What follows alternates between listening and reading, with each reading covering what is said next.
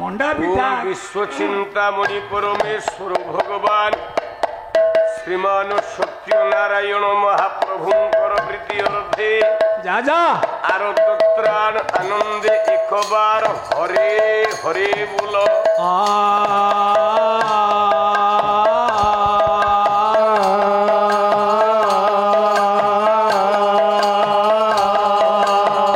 কল্যাণময়ী জগৎবন্দিয়া পরমেশ্বরী ভগবতী ঝঙ্কণবাসিনী মা সারলা দেবীঙ্গ প্রীতি অর্থে যা যা মা ভগবতী দেবীঙ্গ প্রীতি অর্থে বল আনন্দে একবার হরে হরে বল।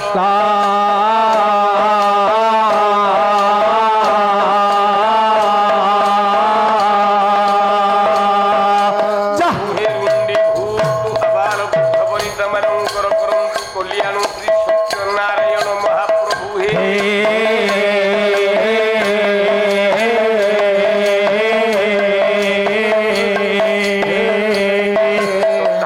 গালুয়া অনুষ্ঠান বিশ্বর মঙ্গল হৌবন্দে গোবার হরে হরে হরি बोला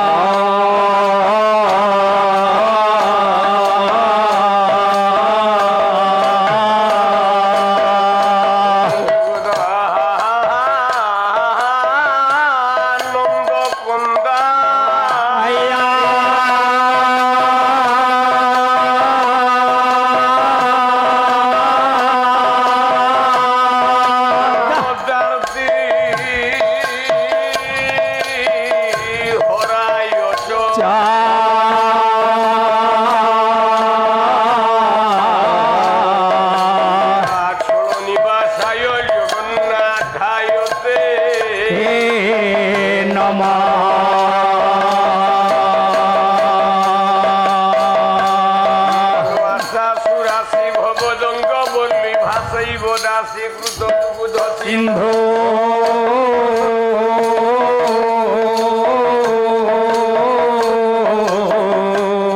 মন্দ স্মৃতির নিন্দিত শারদেন্দু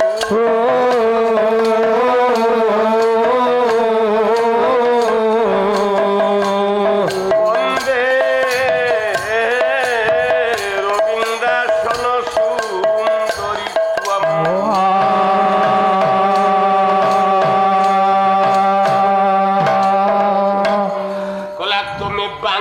চূড় শঙ্কর জাতি যা যা যা ধীরে তুমি বাঙ্ক চূড় শঙ্কর জাতি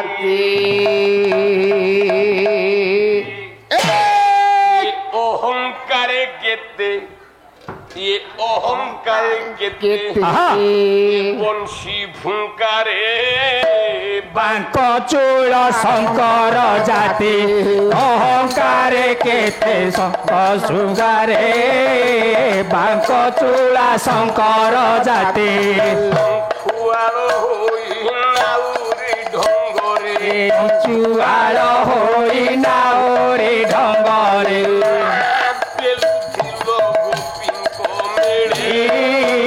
বাঙ্ক চূଳ শঙ্কর ପତି ଅଙ୍କାର କେତେ ବଞ୍ଚି ଫୁଙ୍କରେ ବାଙ୍କ ଚୂଳ ଶଙ୍କର ପତି কলা সিংহ ধরি ধেনুকা মারু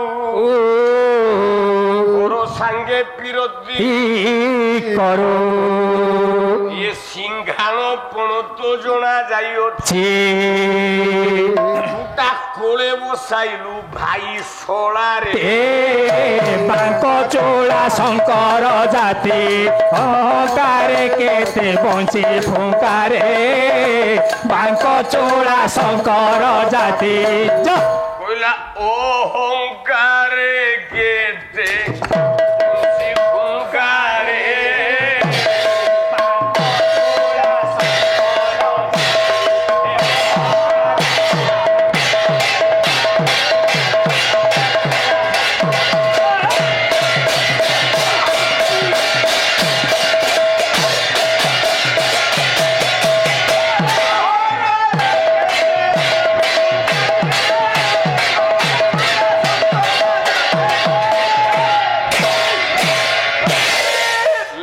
যং ব্রহ্মা বরুণেন্দ্র রুদ্র মরুত স্তনন্তি দীপেস্তবে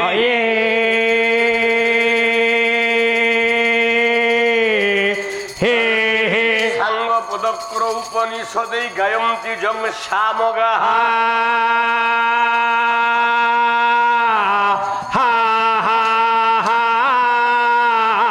জ্ঞানাবস্থিত গতেন মনসা পশ্যন্তি জং যোগিন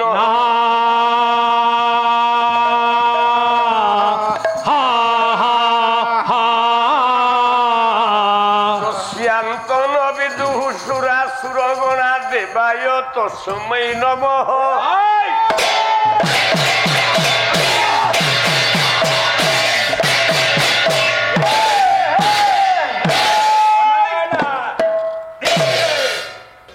আনন্দকুন্দ পরমানন্দ জগদানন্দ পরমেশ্বর পরমর্চনীয় পরমবন্দনীয় শ্রী সত্যনারায়ণ মহাপ্রভু ওই জগদেশ্বরী বিন্ধেশ্বরী মা ঝঙ্কড়বাসিনী শারদে বরদে তথা এ মহান পীঠর ইষ্টদেবী মা ভগবତୀଙ୍କର ଅଭୟ ଚରଣାର ବିନ୍ଦୁ ଯୁଗଳେ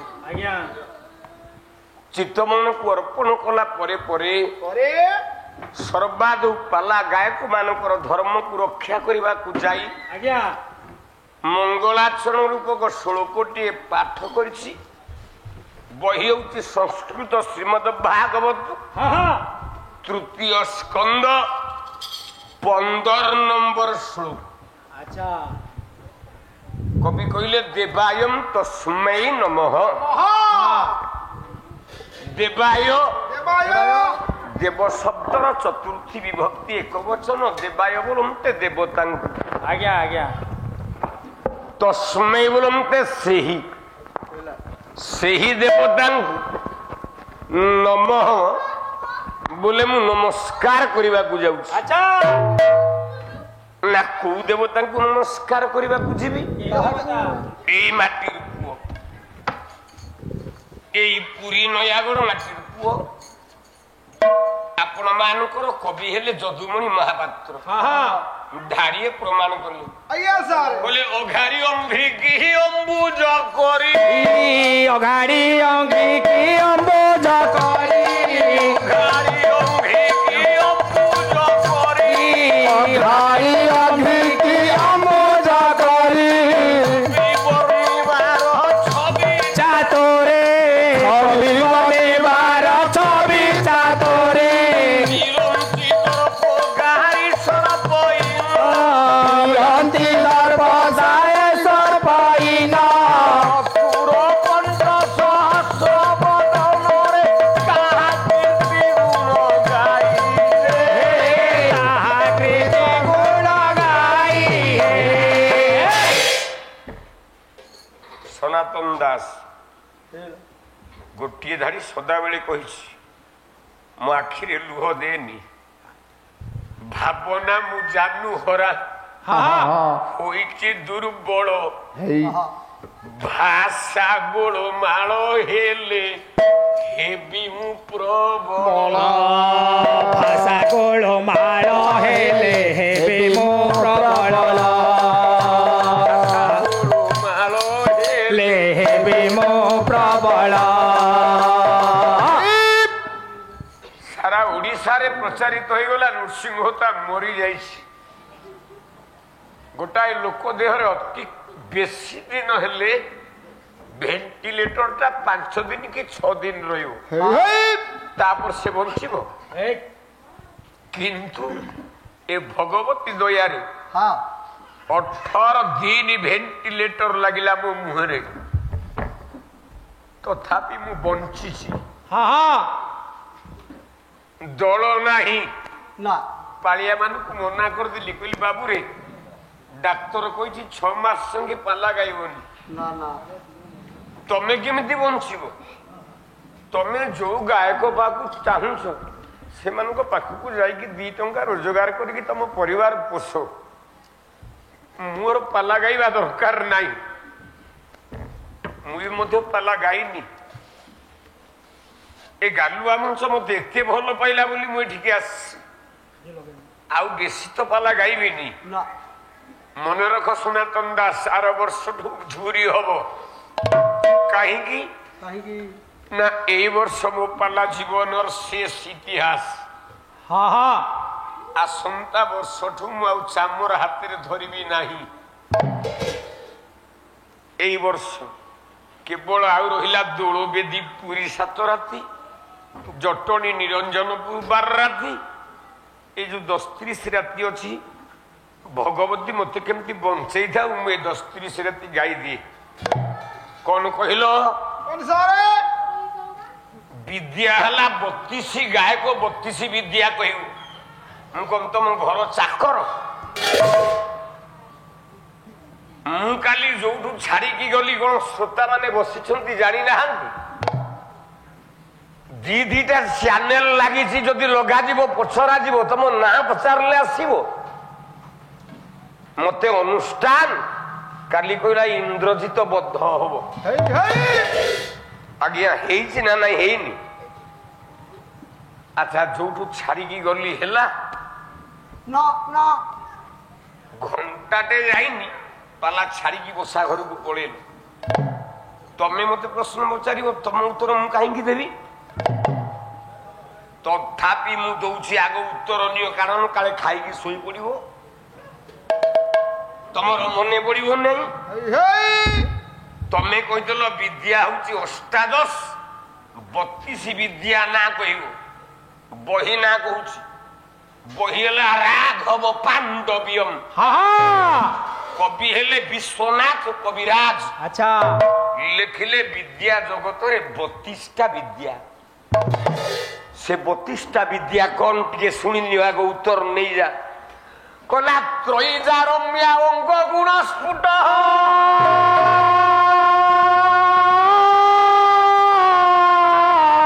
ଷଡ଼ଭିଜ୍ଞ କାମ ତତ୍ତ୍ୱ ମୋକ୍ଷ ତତ୍ତ୍ୱ,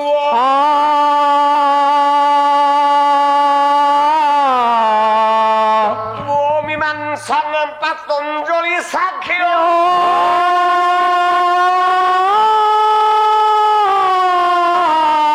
দ্বাত্রিংশ বিদ্যা দ্বাত্রিংশ রদেশু।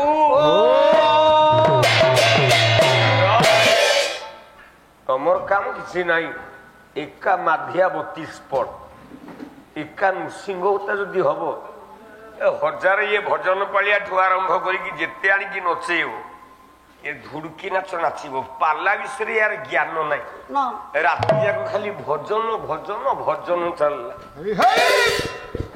ଏଇଟା କୋଉ ଅଞ୍ଚଳ ଆଗ ବୁଝିବାକୁ ପଡିବ।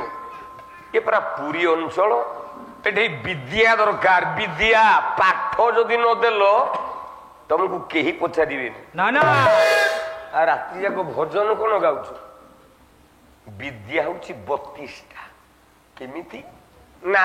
ତ୍ରୟୀଜା ରମ୍ୟା ଅଙ୍ଗ ଗୁଣ ସ୍ଫୁଟ, ତ୍ରୟୀ ବେଦ ତ୍ରୟୀ, ରୂପ ଯଜୁ ଶ୍ୟାମ। ଯା ରମ୍ୟା, ଯାଠୁ ଜନ୍ମ ହେଲା, ଏ 3ଟା ବିଦ୍ୟାରୁ ଆଉ ଗୋଟେ ବିଦ୍ୟା ଜନ୍ମ ହେଲା, ଗୋଟେ ବେଦ ଜନ୍ମ ହେଲା। ତା ନାଁଟା ହେଲା ଅଥର୍ବ ବେଦ। ତ୍ରୟୀଜା ରମ୍ୟା ଅଙ୍ଗ ଗୁଣ ସ୍ଫୁଟ, ଏ ବେଦରୁ 6ଟା ଅଙ୍ଗ ସୃଷ୍ଟି ହେଲା। ଆଜ୍ଞା ଶିକ୍ଷା ନିରୁକ୍ତ ବ୍ୟାକରଣ ଶାସ୍ତ୍ର,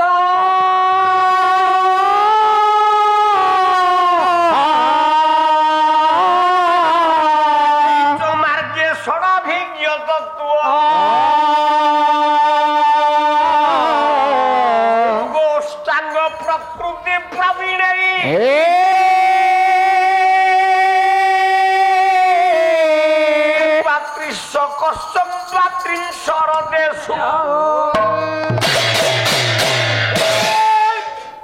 ସରିଗଲା ତମ ବିଦ୍ୟା 32 ବିଦ୍ୟା।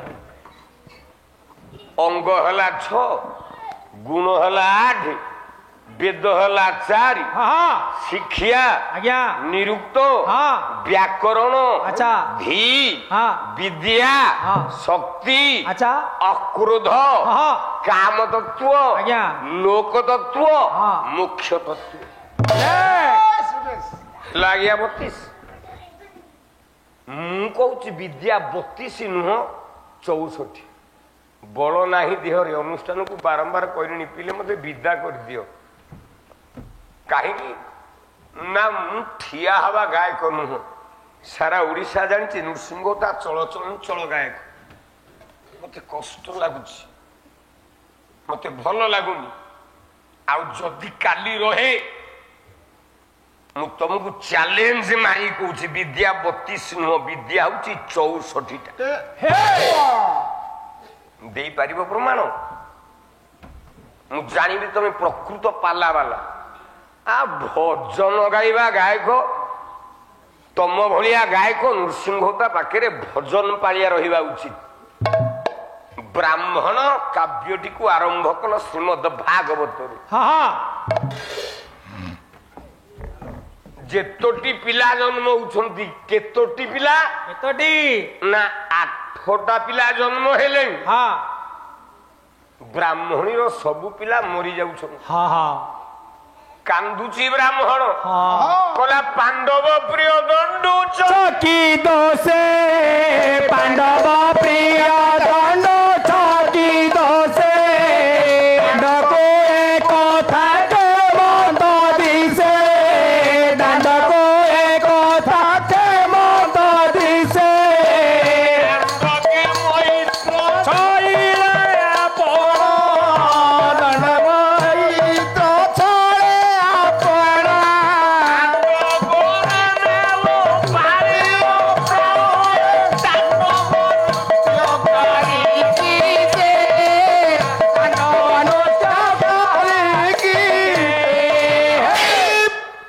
ମାନେ ମୁଁ ଆପଣଙ୍କ ସମୟ ନଷ୍ଟ କରିବାକୁ ଚାହୁଁନି। କେତେ ସମୟ, ମୂଲ୍ୟବାନ ସମୟକୁ ନଷ୍ଟ କରି ଆପଣ ମାନେ ଆସିଛନ୍ତି ଦୀପଦ ପାଲା ଶୁଣିବେ। ଗାୟକ କଣ ଦୀପଦ କହିବ ଆମେ ଶୁଣିବୁ, କିନ୍ତୁ ମୁଁ ଗୋଟେ ଧାଡ଼ିଟିଏ ପଚାରିବି, ଆପଣ ମାନେ ଉତ୍ତର ଦେବେ। ଯୋଉ ଆର ଗାୟକଟି ପାଲା ଗାଉଥିଲା ପେଣ୍ଡାଲ ଉପରେ, ସେ ଗାଇଲା ବେଳେ ଗୋଟେ ଭଜନ ପାଳିଆ ଭଳିଆ ପାଲାଟା ଲାଗୁଥିଲା ନା ଗୋଟେ ଗାୟକ ତଣ୍ଟି ତାର ଅଛି? ଆପଣ ମାନେ ନିଜେ ବିଚାର କରନ୍ତୁ। ତାର ଗାୟକ ତଣ୍ଟି ଅଛି? କାଲିଠୁ ସନା ଦାସ ମୋ ପାଖରେ ଭଜନ ପାଳିଆ ହେଇକି ରହ, ରାତିକେ 1800 ଟଙ୍କା ଲେଖେ ଦେବି। କାନ୍ଦୁଛି କିଏ ନା ବ୍ରାହ୍ମଣୀ। 8ଟା ପିଲା ମରିଗଲେଣି। ବ୍ରାହ୍ମଣ କଲା, ପ୍ରଭୁ ଏଇ ଦଶା, ତତେ ଡାକି ଡାକି କଣ ଏଇ ଦଶା ପାଇବି? ଏଇ ଦଶା ପାଇଲି? ଗୋଟିଏ ପିଲା ମୋ ଗର୍ଭରେ ରହୁନାହାନ୍ତି, ମୋ ସନ୍ତାନଟିଏ ଜନ୍ମ ହେଇକି କେହି ବଞ୍ଚୁନାହାନ୍ତି, ସବୁ ମରି ଯାଉଛନ୍ତି। ହେ କୃଷ୍ଣ, ତତେ ଧିକ୍କାର, ମୁଁ ତତେ ଧିକ୍କାର କରୁଛି। ଇଏ ତ ଜ୍ଞାନୀ ଅଞ୍ଚଳ। ଗୋଟିଏ ପଦ ମଞ୍ଚ ଉପରେ ଗାଇଲ, କୃଷ୍ଣକୁ ଗାଳି କଲା ଦଳିତାନ ଜନ ପ୍ରକାର, ପ୍ରତୀକ ରୁଚିର ତର ଗୋକୁଳା କୁଳାବତାର ଆୟୁଧ ବେଣୀ। ଆଚ୍ଛା ଦେଖିବା, ଆପଣ ମାନେ କହିଲେ ଏଠି ତମ ସୁଦର୍ଶନ ବାପା ଅଛନ୍ତି, ଆଚ୍ଛା ଏଠି କୃଷ୍ଣର ନିନ୍ଦା ହେଇଛି ନା ଏ ପଦରେ କୃଷ୍ଣର ପ୍ରଶଂସା ହେଇଛି? ସେ କହିଲେ ଦଳିତାନ ଜନ ପ୍ରକାର, ଅଞ୍ଜନ ବୋଲେ କଳା, ଦଳିତ କଳାକୁ ନେଡ଼ିରେ ଟିକେ ପକେଇଦବା, ପାପୁଲିରେ ଧୋଳିଦବା, କଣ ହବ ନା ଚିକଣ କଳା। କୃଷ୍ଣର ରଙ୍ଗ ହଉଛି ଚିକଣ କାଳିଆ। କୃଷ୍ଣ କାହିଁକି କଳା? କାହିଁକି? ରାଧା ଦିନେ ପଚାରିଲେ, କହିଲେ ମୁଁ ତ ଗୋରୀ, ତମେ ତ କଳା କାହିଁକି ହେଲ? ନା ତମେ ବୁଝିପାରିବନି ମୁଁ କାହିଁକି କଳା ହେଇଛି, ମୁଁ କାହିଁକି ଜଗନ୍ନାଥ ହେଇକି କାଳିଆ ହେଇକି ବଡ ଦେଉଳ ଭିତରେ ବସିଛି, ତମେ ବୁଝିପାରିବନି। ନା ମାନେ ନା ତମେ ହଉଛ ଧଳା, ଧଳା ବୋଲେ ଲାଇଟ, ଆଲୁଅ। ଏ ମଞ୍ଚ ବର୍ତ୍ତମାନ ଚାଲିଛି, ଆଲୁଅ ଜଳୁଛି। ଏ ଆଲୁଅରେ ମୁଁ ଆପଣ ମାନଙ୍କୁ ଦେଖିପାରୁଛି। ଆଚ୍ଛା ଏ ଆଲୁଅ ଯୋଉଠି ନ ପାଉଛି, ଅନ୍ଧାର ହେଇଛି, ସେଠି କଣ ଲୋକମାନେ ବସିକି ପାଲା ଶୁଣୁନାହାନ୍ତି?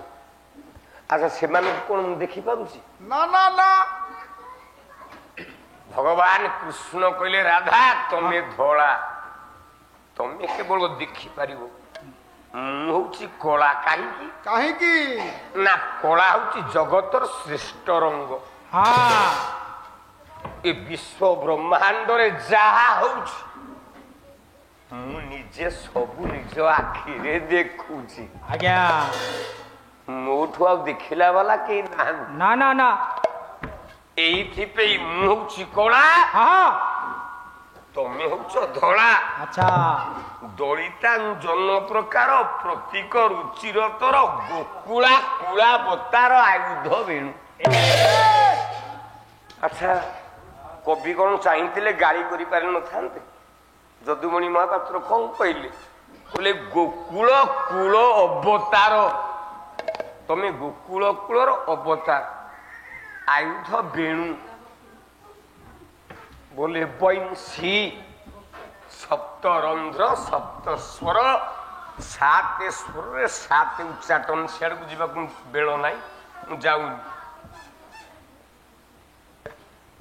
ଶିରୋମଣି କେକି ପୁଛ, ରୁଦମଣି ଗୁଞ୍ଜା ଗୁଛ।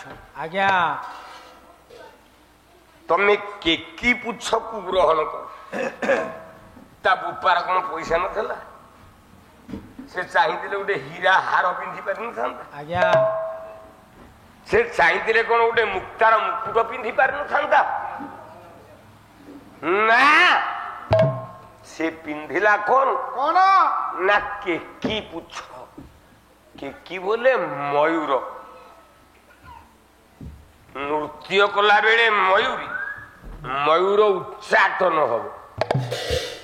ଯୋଉ ଶିଖି ବୋଲନ୍ତେ ପୁଛ ବୋଲେ ଲାଞ୍ଜ ତକ ଗଳି ପଡିବ। ହଁ ହଁ ସେଇ ଲାଞ୍ଜକୁ କୃଷ୍ଣ ନିଜ ମୁଣ୍ଡରେ ଧାରଣ କରନ୍ତି। କାହିଁକି? କାହିଁକି?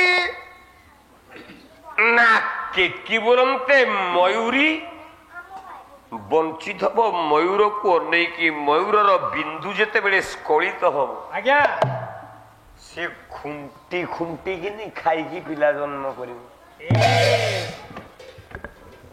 ଆଜ୍ଞା କୃଷ୍ଣର ପୁଅ ଅଛି, ଆପଣ କହିବେ ପ୍ରଦ୍ୟୁମ୍ନ ଅଛି ଇତ୍ୟାଦି। ରୁକ୍ମିଣୀର ପୁଅ ଅଛି, କିନ୍ତୁ ଆପଣ ସଂସ୍କୃତ ଶ୍ରୀମଦ୍ ଭାଗବତକୁ ଟିକେ ଭଲ କି ତର୍ଜମା କରନ୍ତୁ। ସେ କୃଷ୍ଣ ଜନ୍ମିତ ସନ୍ତାନ? ନା, ନା ନା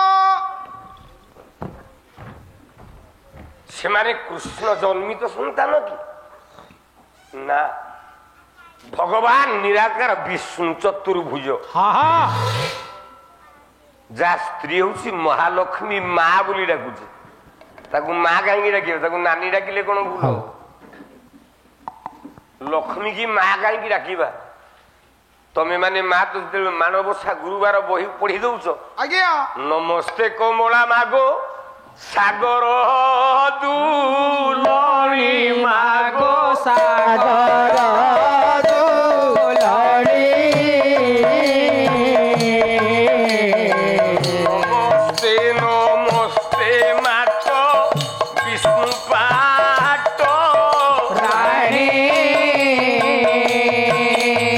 ନମସ୍ତେ କମଳା। ମା, 4 ଜଣରେ ପାଲା ଖରାପ ହଉଛି, ଆଉ ଗୋଟେ ପାଳିଆ କାଲି କମେଇ ଦେବି। କାହିଁକି ଟଙ୍କା ଦେବି? ମୋ ଜୀବନ ଯାକ ଖଟି ଖଟି ମରିଲିଣି, ପାଳିଆ ମାନଙ୍କୁ ଡାକି କଣ ଟଙ୍କା ଦେବି? ଯୋଉ ଗାୟକର ପାୱାର ନଥିବ ସେ ପାଳିଆ ମାନଙ୍କୁ ଡାକି। ମୋ ଦେହ ଖରାପ, ମୁଁ ପଡିକି ମରୁଛି। ମୋ ଘରକୁ ଗଲୁ, ମତେ କୁଣ୍ଢେଇକି କାନ୍ଦିଲୁ, 7,000 ଟଙ୍କା ମତେ ଦେଇକି ଆଇଲୁ। ମୋ ଭାଇଟା କେମିତି ଭଲ ହେଇଯାଉ, ନୃସିଂହତା ଭଲ ନହେଲେ ମୁଁ କାହିଁକି ଗାଇବି? ଏ ପେଣ୍ଡାଲ ଉପରେ କହୁଛୁ ମୁଁ 3 ଜଣ ପାଳିଆ ଧରିକି ଆଇଛି। ତୋର ସାଧାରଣ ଜ୍ଞାନ ନାହିଁ କାହିଁକି? ତୁ ତ 6 ଜଣ ଆଣିଛୁ, କହିଦେଇଥାନ୍ତୁ 4 ଜଣ ଯାଇଛି ନୃସିଂହତା, ଆଉ ଗୋଟେ ପାଳିଆ ନେଇଯା ମୋ ପାଳିଆରୁ, 5 ଜଣ କରିକି ପାଲା ଗା ହେଇନଥାନ୍ତା? କିନ୍ତୁ ନୃସିଂହତା ମାଗିବନି। ଯୋଉଠି ଦମ ଅଛି ସେଠି ଦାମ ଅଛି। ନମସ୍ତେ କମଳା ମାଗୋ ଅତି ଦୟା ପତି ମାଗୋ ଅତି ଦୟା ପତି। ଆମର ଜଙ୍ଗମ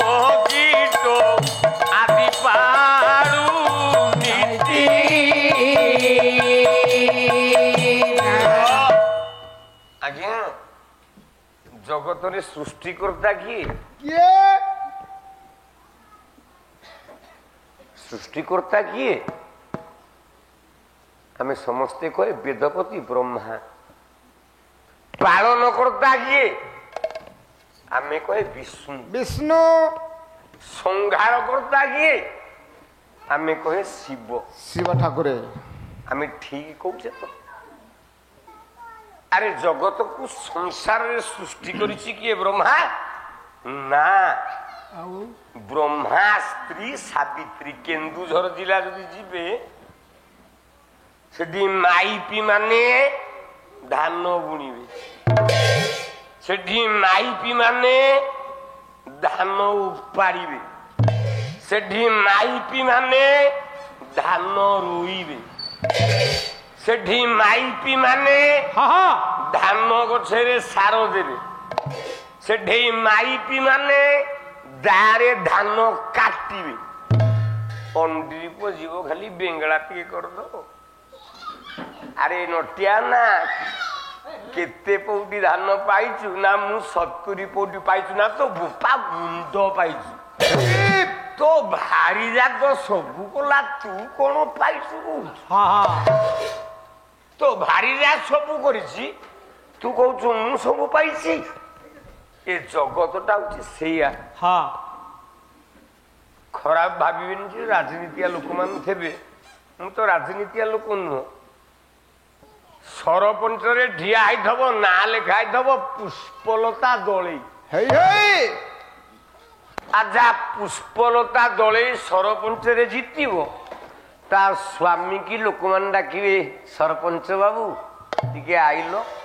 अरे तू तो ठिया है तो भाईजा ठिया ହେଇଥିଲା तो भाईजा को सरपंच न कहि कि तत्ते कोन सरपंच कुआ जीव ब्रह्मा जगत को सृष्टि करिनी सृष्टि करिछि सावित्री पालन करिनी विष्णु पालन करुछि मां निजे लक्ष्मी नमस्ते कमला मागो अति दयावती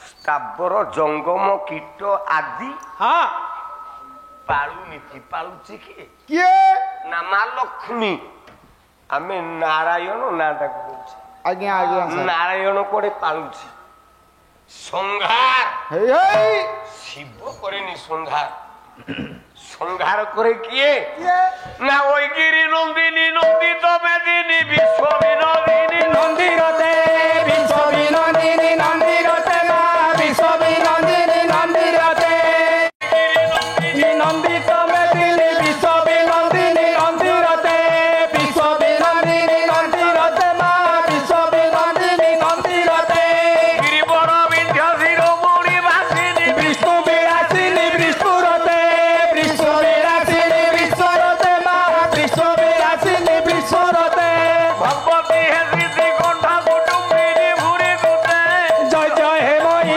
शाशुर मर्दिनी रम्यक मर्दिनी शैलसुते जय जय हे मई शाशुर मर्दिनी रम्यक मर्दिनी शैलसुते पुरावर वर्षिणी दुर्गर धर्षिणी दुर्मुख वर्षिणी हासरते प्रमुख मंजनी हासरते मा प्रमुख मंजनी हासरते त्रिभुवन पोषिणी शंकर दोषिणी कल्मष दोषिणी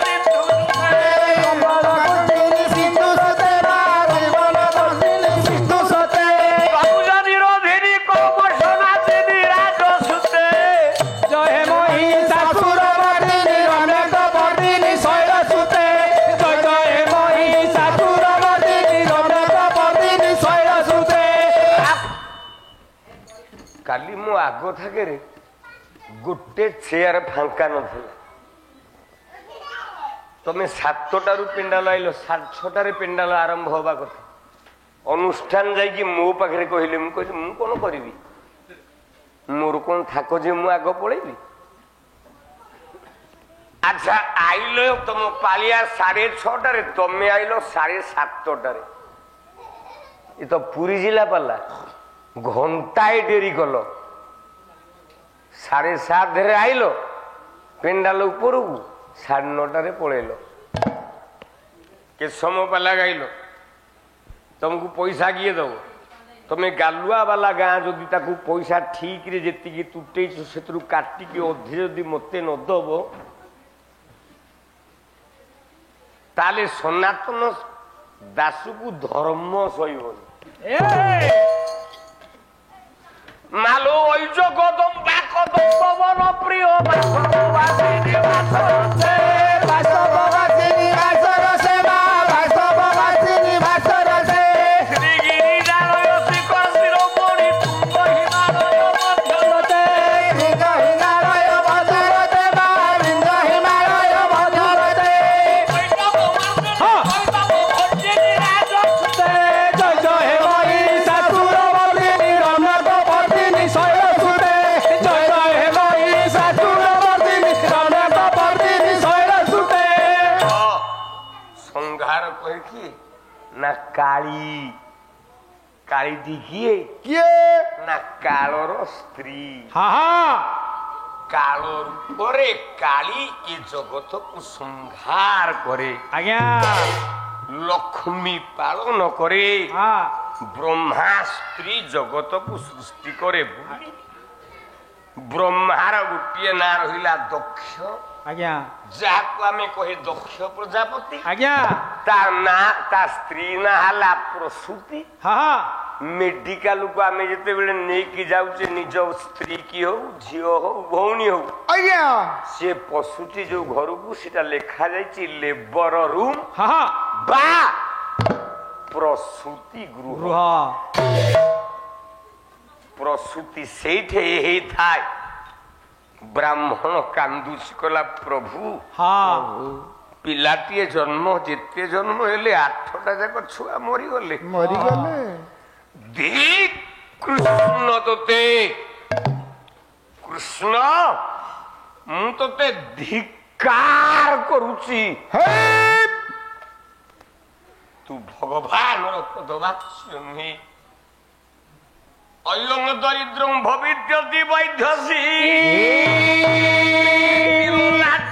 ଜନସ୍ୟ ଜାଗୃତି শান চক্র লিপ্ত কল্প পাদব দরিদ্র দরিদ্রতা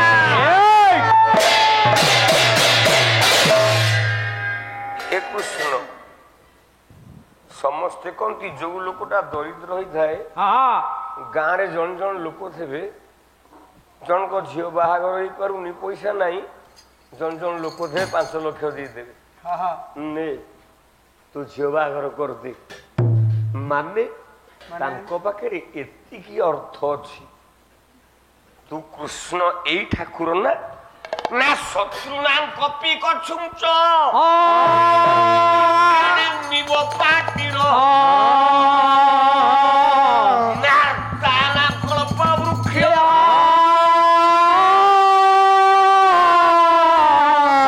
ବସୁଦେବ ସୁତ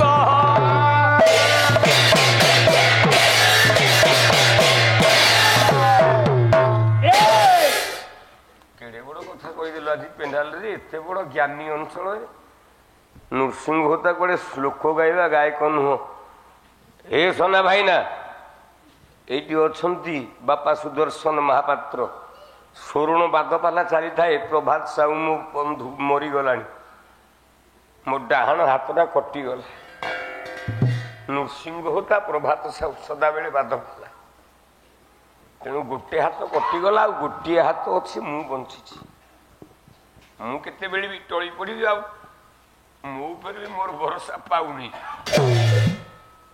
କୁମାର ସମ୍ଭବ କାବ୍ୟ ହଉଥାଏ ବସିଥାନ୍ତି ହାଡୁ ମହାରଣା ବସିଥାନ୍ତି ସୁଦର୍ଶନ ମହାପାତ୍ର ବସିଥାନ୍ତି ମେରୁ ମହାପାତ୍ର হা ବସିଥାନ୍ତି ମଳୟ ସଞ୍ଚାର ସିଂ আচ্ছা ବସିଥାନ୍ତି ବୈକୁଣ୍ଠ ଶତପଥୀ আজ্ঞা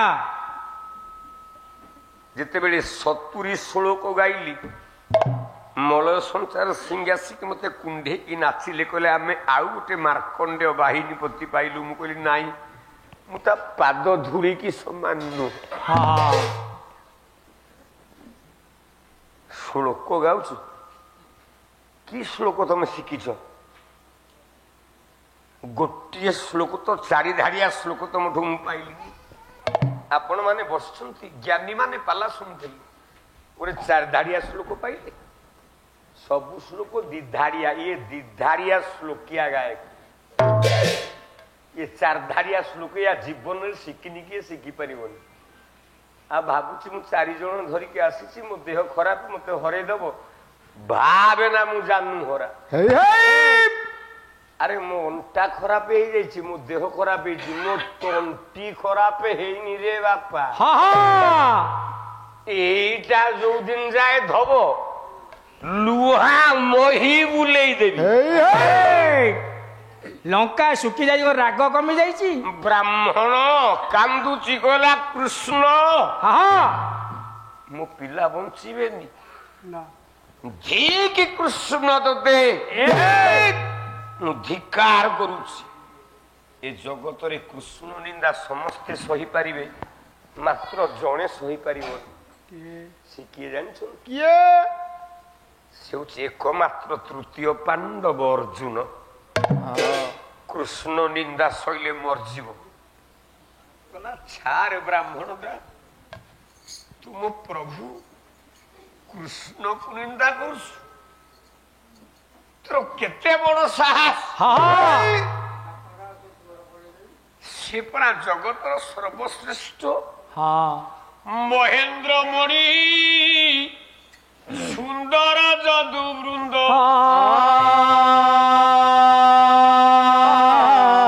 କନ୍ଦର ରୌପ୍ୟ କନ୍ଦ,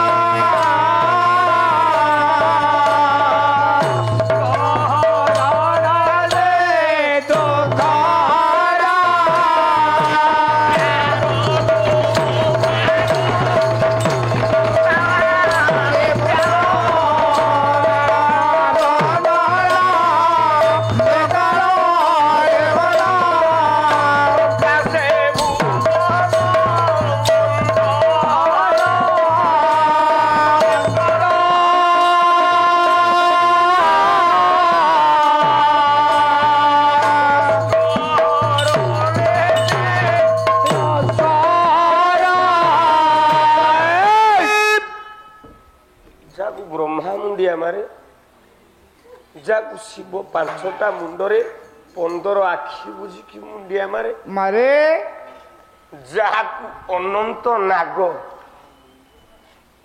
ପ୍ରଶ୍ନଟି ଏଇଠି ଥିଲା ପୁଣି, ସେ ଅନନ୍ତ ନା ସେ ବାସୁକି?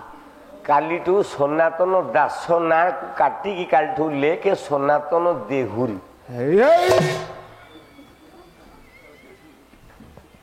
ଆରେ ଆମେ ପରା ବ୍ରାହ୍ମଣ ପିଲା, ଆମେ ଯେତେବେଳେ ବୈବାହିକ କର୍ମ କରିବାକୁ ଯାଉଛେ, ବାହାଘର କରୁଛେ, ପୁଅ ଝିଅର ବାହାଘର ହଉଛି, ଆଜ୍ଞା, ଗୋଟେ ବେଁଶାଳ ବୋଲେ ବାଉଁଶ ଦଣ୍ଡଟେ କଳସ ମୂଳରେ ଥୋଇଥାଉ, ପୁଅ ଝିଅଙ୍କ ଉପରେ ପକଉ, ଆଜ୍ଞା, ଗୋଟେ ଶ୍ଲୋକ ଗାଉ, ଆଉ ଦେଉଟା ମୋର ମନେ ପଡ଼ିବନି। ଆଗରୁ ପିଲାବେଳେ ବ୍ରାହ୍ମଣିଆ କାମ କରୁଥିଲି, ପୁରୋହିତ କାମ କରୁଥିଲି, ମନେ ଥିଲା।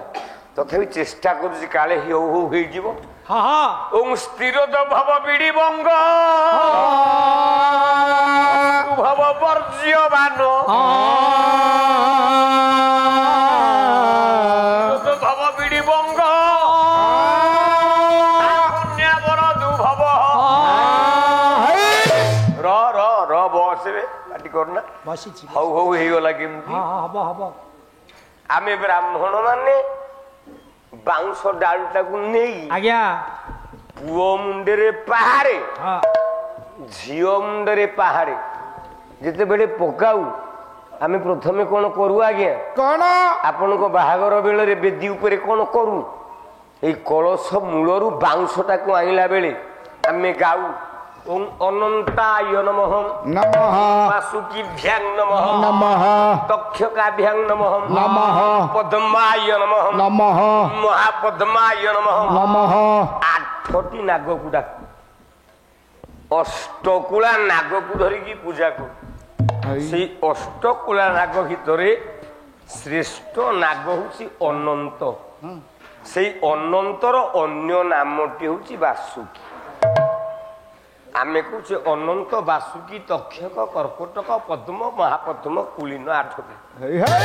କିନ୍ତୁ ଅନନ୍ତର ଅନ୍ୟ ନାମ ବାସୁକି। ଯେମିତି ମୋ ନାଁ ହେଲା ନୃସିଂହ ହୋତା, ଆପଣ ଜାଣନ୍ତି ନୃସିଂହ, କିନ୍ତୁ ମୋ ଗାଁରେ ମତେ ଡାକନ୍ତି ବାପିନା। ନୃସିଂହ ହୋତା ଯିଏ, ବାପିନା ସିଏ। ଅନନ୍ତ ନାଗଟା ଯିଏ, ବାସୁକି ସିଏ। এইଥିପାଇଁ ଯଦୁମଣି ମହାପାତ୍ର କହିଲେ କଣ ଅନନ୍ତ ନାଗ 1000 ଆଖି, 1000 ଫଣା, 2000 ଆଖିରେ ଯାହାକୁ ଭଜେ ତାହାକୁ ମଧ୍ୟ ପ୍ରମାଣ ମୁଁ କଲି। ଭଞ୍ଜ କହିଲେ କଣ? ସେ 1000 ମୁଣ୍ଡ, 1000 ଫଣା, 2000 ଆଖିରେ ଯାହାକୁ ଭଜେ। ଆଉ ପ୍ରଶ୍ନ ପାଇଲନି? ଏଇ ପ୍ରଶ୍ନ ପଚାରୁଛ? କାଲିଠୁ ଲେଖିବ ସନାତନ ଦେହୁରୀ, ସନାତନ ଦାସ ନା କାଲିଠୁ କାଟ। ତୋ ଦ୍ୱାରା ଦାସ ନୁହଁ, ତୁ ଦାସ ହବାକୁ ଯୋଗ୍ୟ ନୁହଁ। କାଲି ଦିନ ଯାକ ମତେ ଆଜି ଦିନ ଯାକ ଶୁଆଇ ଦେଲାନି। କହିଲା ଖାଲି 5,500 ପୁରସ୍କାର ପାଇଗଲୁ। ମୁଁ କହିଲି ତୁ ମତେ ଟଙ୍କାଟେ ଦେଇଥିଲୁ?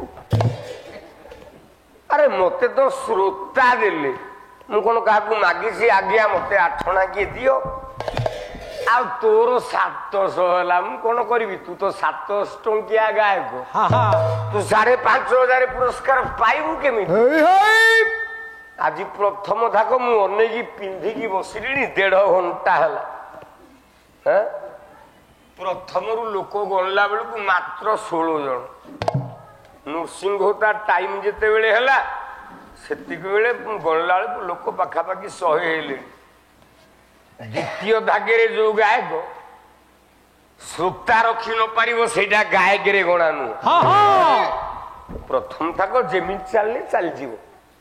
ଦ୍ୱିତୀୟ ଧାଗରେ ଗାୟକ ଯଦି ଶ୍ରୋତାକୁ ବସେଇ ନ ପାରିଲା ସେଇଟା ଗାୟକରେ ଗଣା ନୁହଁ। କାଲି ମୁଁ ଗଣିଛି ପାଲା ଦ୍ୱିତୀୟ ଧାଗରେ, ବାବୁ ଆପଣ ବସିଥିଲେ, ମୁଁ ଥିଲି, ମାତ୍ର ତମେ 3 ଜଣ ଥିଲ ସେ ପାଲା ଭାଙ୍ଗିଲା ବେଳେ। ଠିକ ନା ଭୁଲ କହୁଛି? 3 ଜଣ ମାତ୍ର। ତୁ ଗାୟକରେ ଗଣା, ମୋ ଆଗରେ ଦେଖେଇବୁ। ର ବୁଝୁଛି ଦେହଟା ଖରାପ ହେଇଯାଇଛି ବୋଲି ଭାବୁଛୁ ମୁଁ ଏତେ ଦୁର୍ବଳ, ମାରିକି ଖାଇଦେବି। ବ୍ରାହ୍ମଣ କାନ୍ଦି କାନ୍ଦି ଯେତେବେଳେ ନିନ୍ଦା କରିଛି ଅର୍ଜୁନ ଆଉ ସହି ପାରିଲାନି। କହିଲା ଚୁପ୍ ଚୁପ୍ ଠିଆ। କୃଷ୍ଣ ନିନ୍ଦା କାହିଁ କରୁଛୁ? ନା ମୋର ଯେତେ ପିଲା ହଉଛନ୍ତି ସବୁ ଜନ୍ମ ନେଇଯାଉଛି। କହିଲା ମୁଁ ଡ୍ୟୁଟି ନେଲି, ଦାୟିତ୍ୱ ମୁଁ ନଉଛି। ଏଥର ତୋ ସ୍ତ୍ରୀ ଯଦି ଗର୍ଭବତୀ ହେଇ ପିଲା ଜନ୍ମ କରେ, ମୁଁ ତୋ ପିଲାକୁ ଜଗିବି, ଦେଖିବି କେମିତିଆ ଜନ୍ମ ଆସିବ। ତୋ ପିଲାଟାକୁ ନେଇଯିବ, ମୁଁ ଟିକେ ଦେଖିଦେବି। ଆଉ ବ୍ରାହ୍ମଣ ଖୁସି ହେଲା, କହିଲା ଯାହା ହଉ ଗୋଟେ ଅଭୟ ବର ମିଳିଲା, ଏଥର ପିଲା ବଞ୍ଚିବ। धीरे धीरे धीरे धीरे ब्राह्मणी गर्भ है। अच्छा गर्भवती ହେଇଛି हाँ बोला स्वर्णे पारद मिशिला प्राय हेला कांति हाँ ଶୋଇବାକୁ ବସୁଧାରେ ବୋଳାଇଲା ମତେ ଶୋଇବାକୁ ବସୁଧାରେ ବଳାଇଲା ମତେ ଶୋଇବାକୁ ବସୁଧାରେ ବଳାଇଲା ମତେ ତୁ ଭାବୁଛୁ କଣ ମୁଁ ଏଡେ ଦୁର୍ବଳ ହେଇଯାଇଛି ନା ନା ଯଦି ଗାଲୁଆ ବାଲା କହିବେ ଆସନ୍ତା କାଲିଠୁ ହୁତାଉ ଆଉ ରାତିକେ 2000 ନିକେ ବଢେଇ ଦେବୁ ତଥାପି ମୁଁ ଆଉ 2-4 ଦିନ ରହିଯିବି এইটা দরকার কলা শীতল কোটি তাহার পুথুল দিছিলা শাড়ি কি অতি যতনে পিন্ধিলে খসিলা ଶାଢ଼ୀ କି ଅତି ଯତନେ ପିନ୍ଧିଲେ ଖସିଲା ଶାଢ଼ୀ କି ଅତି ଯତନେ ପିନ୍ଧିଲେ ଖସିଲା কলা সুরস ও সনমান হইলা বমন ধর পক্ব জম্বুর ମାନ ସୁରମର ଜନ ଜନ ଜମ୍ବୁର ସମାନ ସୁରମର ଜନ ଜମ୍ବୁର ସମାନ ଆଜ୍ଞା ବ୍ରାହ୍ମଣୀ ଗର୍ଭବତୀ ହେଇଗଲା ଅର୍ଜୁନ ଦାୟିତ୍ୱ ନେଇଛି ତୋ ଛୁଆକୁ ଜନ୍ମ ନେଇ ପାରିବନି ମୁଁ ଜଗିବି କଣ କଲା ଜାଣିଛୁ ଗାଣ୍ଡିବ ଧନୁ ଉଠାଇଲା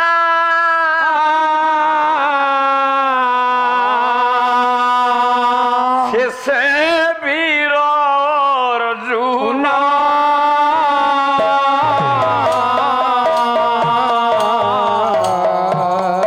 ବ୍ରାହ୍ମଣୀ ପ୍ରସବ ଗୃହରେ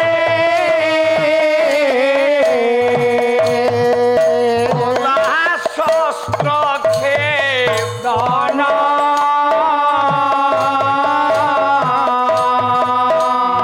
ଶିକା ଗୋଳିବାକୁ ଆରେ ନାହିଁ ଗୃହରେ ତାର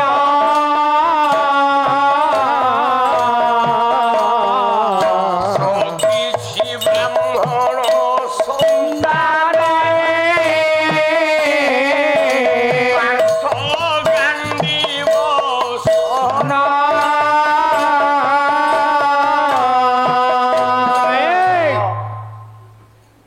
ବ୍ରାହ୍ମଣ ଗୃହ ଭିତରକୁ କେମିତି ଜମ ପଶି ପାରିବନି ଅର୍ଜୁନ ଧୋଇଲା ଗାଣ୍ଡିବ ଧନୁ ବଜେଇଲା ସ୍ୱର हाँ ବ୍ରାହ୍ମଣ ଘର ଭିତରଟାକୁ କେବଳ ସ୍ୱରରେ ଛାଉଣି କରିଦେଲା आज्ञा କେହି ଯେମିତି ମାଛିଟେ ଗଳି ପାରିବନି ना ନା ଦ୍ୱାର ବନ୍ଧ ପାଖରେ ଗାଣ୍ଡିବ ଧନୁଟା ଧରିକି ବସିଲା हाँ କହିଲା ଦେଖିବି ଦେଖିବି ଆଜି ବ୍ରାହ୍ମଣ ପିଲାକୁ କିଏ ମାରିବ ହଁ କିନ୍ତୁ କିଛି ସମୟ ଯାଇଛି हाँ ବ୍ରାହ୍ମଣୀ ପିଲାଟିଏ ଜନ୍ମ କରିକି କାନ୍ଦୁଛି କାନ୍ଦୁଛି କ୍ଷଣେ ରହ ବାପ ଧନ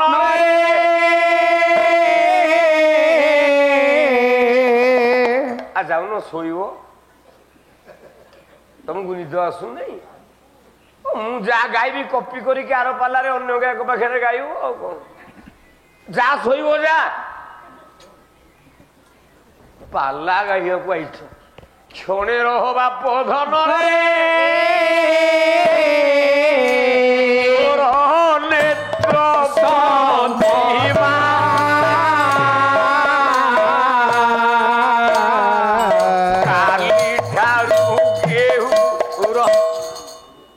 ବାପା କଣ ଭୁଲ ହେଇଗଲା କି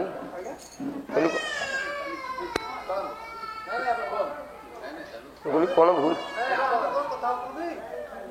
ପାଲା ହଉଛି ସାଂସ୍କୃତିକ ପରିବେଶ ଏଠି ଆପଣଙ୍କୁ ସିଏ ସମାଲୋଚନା ଏମିତି କରିବା ଛଡା କି ଆପଣ ତାଙ୍କୁ ଏଭଳି ସମର୍ଥନ କରିବା ଛଡା ଆମେ ଏଇଟା ଶିଖିବା ସଭାମଞ୍ଚ ନାରାୟଣଙ୍କ ମଞ୍ଚ ହେଲା ସଂସ୍କୃତି ସମ୍ପର୍କ ମଞ୍ଚ ଏଠି ପରସ୍ପରକୁ ଗାଳି ଗୁଣଜ କଣ बेले बेले ସଂସ୍କାର ଥାଇକି ମାନେ ଇଏ କାବ୍ୟ ଆଲୋଚନା କରେ ସେଟା ସୁନ୍ଦର ଲାଗେ। ମୁଁ ଆପଣଙ୍କୁ ଆଗ ନମସ୍କାରଟି କରୁଛି। ମୁଁ ଆସିବା ପରଠାରୁ ନୃସିଂହତା ମଞ୍ଚକୁ ଆସିଲେ ପାଳିଆକି ଠିଆ ହେବେନି, ଭଜନଟେ ଗାଇବେନି, କି ଓଡ଼ିଶଟେ ଗାଇବେନି, ମୁଁ କାହାକୁ ସମୟ ଦିଏନି, ଏକା ସମୟ ନିଏ। ଆଉ ଯୋଉ ପଦେ ପଦେ କୁହାକୁହି ଟିକେ ହୁଏ, ବାଦବାଲା ଚାଲିଛି ତ, ଆପଣଙ୍କର ମନ ଯାହା କଣ ସମସ୍ତଙ୍କ ମନ ସେଇଆ।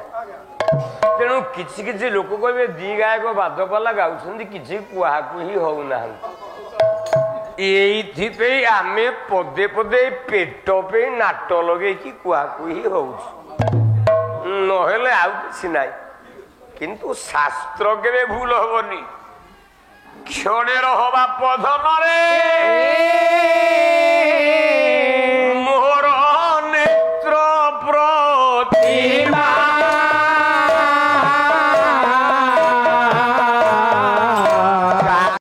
ଠାରୁ କେଉ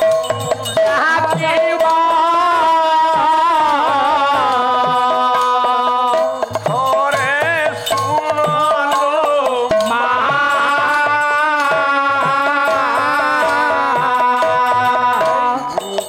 ଗାଳେ ତୁହି ମୋହର ଇଏ କୋଇ ଗଣ୍ଠି ଧନ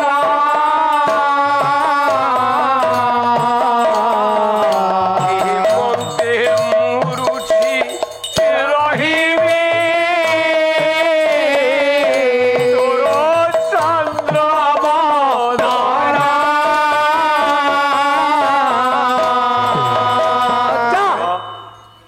ଘର ଭିତରୁ କାନ୍ଦଣା ଶୁଭିଲା। ବ୍ରାହ୍ମଣୀ କାନ୍ଦିଲା, କହିଲା ଧନ 9 ନମ୍ବରରେ ଜନ୍ମ ଦେଲି, ଆଜ୍ଞା 8 ନମ୍ବର ପୁଅ ମରି ଯାଇଥିଲା। କଥା ଦେଇଥିଲା କୃଷ୍ଣ, କଥା ଦେଇଛି ଅର୍ଜୁନ ଜଗିକି ବସିଛି, ତୁ ବଞ୍ଚିବୁ ବୋଲି। 9 ନମ୍ବର ପୁଅଟା ମୋର ମରିଗଲୁ ଜନ୍ମ ହେଇକି। ହେ କୃଷ୍ଣ, ମୁଁ ତତେ ଅଭିଶାପ ଦଉଛି, ତୋର 8ଟା ପିଲା ମଲା ପରେ ଆଉ ଗୋଟେ ପିଲା ଜନ୍ମ ହବ, ତା ନାଁ ହଉଛି ଶାମ୍ବ। ଆଜ୍ଞା ଶାମ୍ବ। ସେଇ ପିଲା ଦ୍ୱାରା ତୋର ମରଣ ହବ, କାହିଁକି ନା ମୁଁ ଆଉ ବଞ୍ଚିବିନି। ନା ନା 8ଟା ପିଲା ଜନ୍ମ କରି ସାରିଲା ପରେ 8ଟା ପିଲା ମରିଗଲା ପରେ କୋଉ ମା କେତେ ସହିବ। ବାଜିଗଲା ଅର୍ଜୁନ କାନରେ, କହିଲା କଣ ସରବାଡ଼ ତିଆରି କରିଛି, ମୁଁ ଜଗିକି ବସିଛି, ପିଲାଟା ମରିଗଲା, ତାକୁ ଜମ ନେଇଗଲା। ଦୁର୍ବାର ହେଲା ଅର୍ଜୁନ, ପିଲାଟା ମରିଗଲା। ସେଇଠି କୃଷ୍ଣକୁ ଗାଳି କରିଛି ଅର୍ଜୁନ, କହିଲା ପ୍ରଭୁ ଯା ନା ଶୁଣିଲା ମାତ୍ରେ ମୋ ଜୀବନର ପ୍ରତ୍ୟେକ ଲୋମ ବିନ୍ଦୁରେ ଶିହରଣ ସୃଷ୍ଟି ହେଇଯାଏ। जो कृष्ण नाम शुणिला मात्रे मो अंग पवित्र हो जाए। आज मुझे कृष्ण रो निंदा शुणिली तो ते धिकार ए पिलाटा कहीं मला कौन ए ब्राह्मण रो दोष कहीं के पिलाटा मला मते उत्तर दियो भगवान नारायण ऋषिकेश। ए पिलाटा मरिबा दायी किए? भगवान कृष्ण प्रकृतिस्थ हेले कहले अर्जुन व्यस्त बा विव्रत हुना मु प्रकृत कृष्ण नुह मो परे आउ कृष्ण अछि। ए ब्राह्मण पिला गुड़ा कहीं मरुछंती चा मो सांगे। अच्छा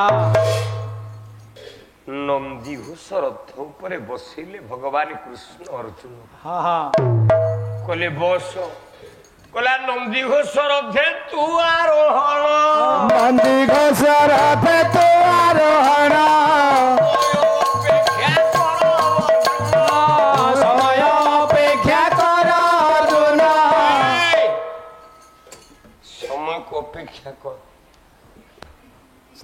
ନନ୍ଦିଘୋଷ ରଥ ଉପରେ ହଁ ହଁ ବସ୍ ମୋ ସାଙ୍ଗରେ ଚାଲ ଅର୍ଜୁନ ବସିଲା ନନ୍ଦିଘୋଷ ରଥ ଉପରେ ଘର ଘର ଘର ଘର ଘର ଘର ଘର ଘର ନାଦରେ ନନ୍ଦିଘୋଷ ରଥ ଶୂନ୍ୟରେ ଉଡ଼ିବାକୁ ଲାଗେ ହଁ କୋଲା ଘର ଘର ନାଦରେ ଗାୟକ କେଶରୀ ଉଦୟନାଥ ରଥ ଶର୍ମା କର୍ଣ୍ଣ ନାଟକ ଘର ଘର ନାଦରେ ଏ ଅମ୍ବରେ ଅମ୍ବରେ ଶୂନ୍ୟ ଚଳିଲା ନନ୍ଦିଘୋଷ ଶୂନ୍ୟ ଚଳିଲା ନନ୍ଦିଘୋଷ ରେ ଭୋଲା ଶୂନ୍ୟ ଚଳିଲା ନନ୍ଦିଘୋଷ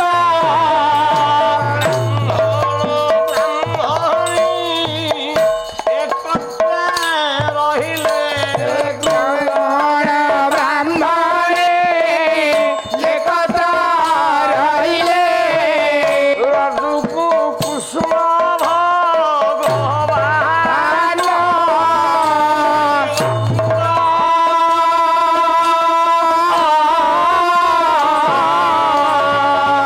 କିଛି ସାରଥି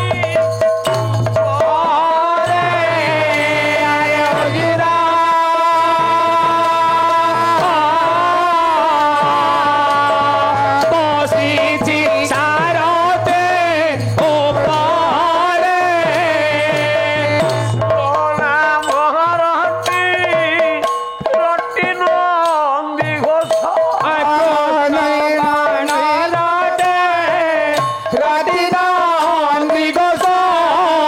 চলুছি অম্বরে অম্বরে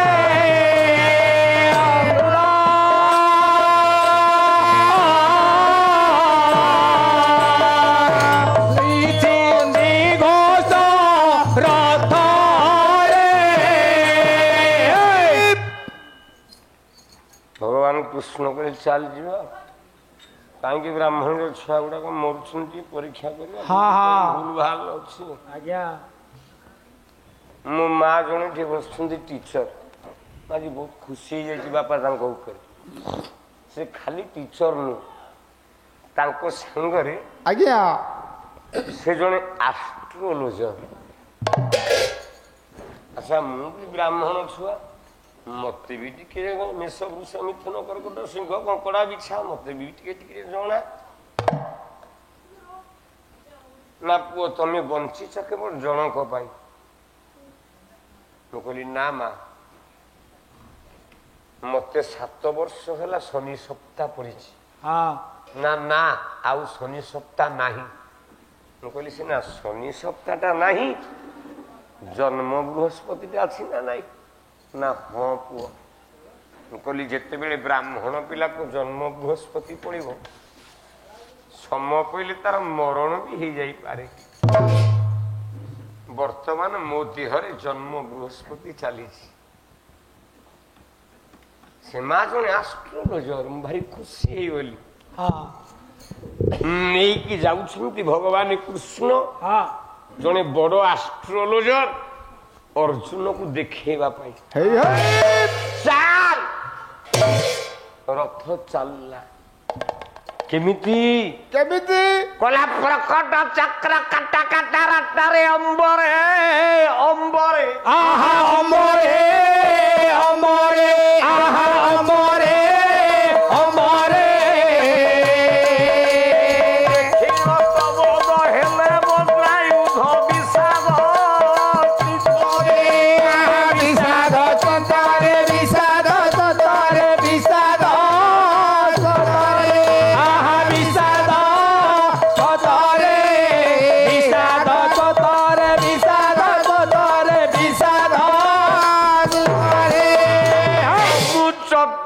ରକ୍ଷକୁଳ ପ୍ରବଳ ବ୍ୟଗ୍ରରେ ଧାବିତ ଆହା ବେଗରେ ଭାବିତ ଆହା ବେଗରେ ଭାବିତ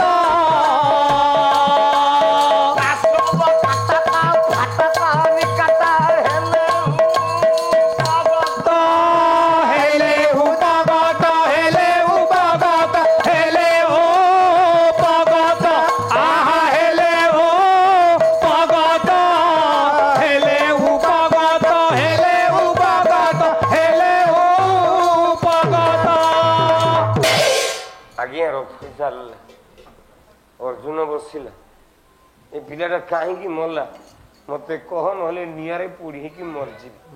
କୃଷ୍ଣ ନାରୀ କୃଷ୍ଣ କହିଲେ ମରିବା ପୂର୍ବରୁ ରଥରେ ବସେଇକି ନେଇକି ଆଗ ଚାଲିଲେ ଇନ୍ଦ୍ରପୁର। ବାସବ କଟକ ଫାଟକ ନିକଟ ହେଲେ ଉପଗତ। ଇନ୍ଦ୍ରକୁ ପଚାରିଲେ ହେ ଇନ୍ଦ୍ର ଦେବତା, ଆଜ୍ଞା ଜଗତରେ ତମେ ଦେବରାଜ ଇନ୍ଦ୍ର ଦେବତା, ହଁ ବ୍ରାହ୍ମଣ ମାନଙ୍କ ଗୁରୁ କିଏ? କିଏ? ବ୍ରାହ୍ମଣ ମାନଙ୍କର ଗୁରୁ ହଉଛନ୍ତି ଆଜ୍ଞା ଅଗ୍ନି। ଆଚ୍ଛା ତମ ହାତରେ ଅଛି ଅଗ୍ନି ବୋଲେ କଣ? ବଜ୍ରଟା।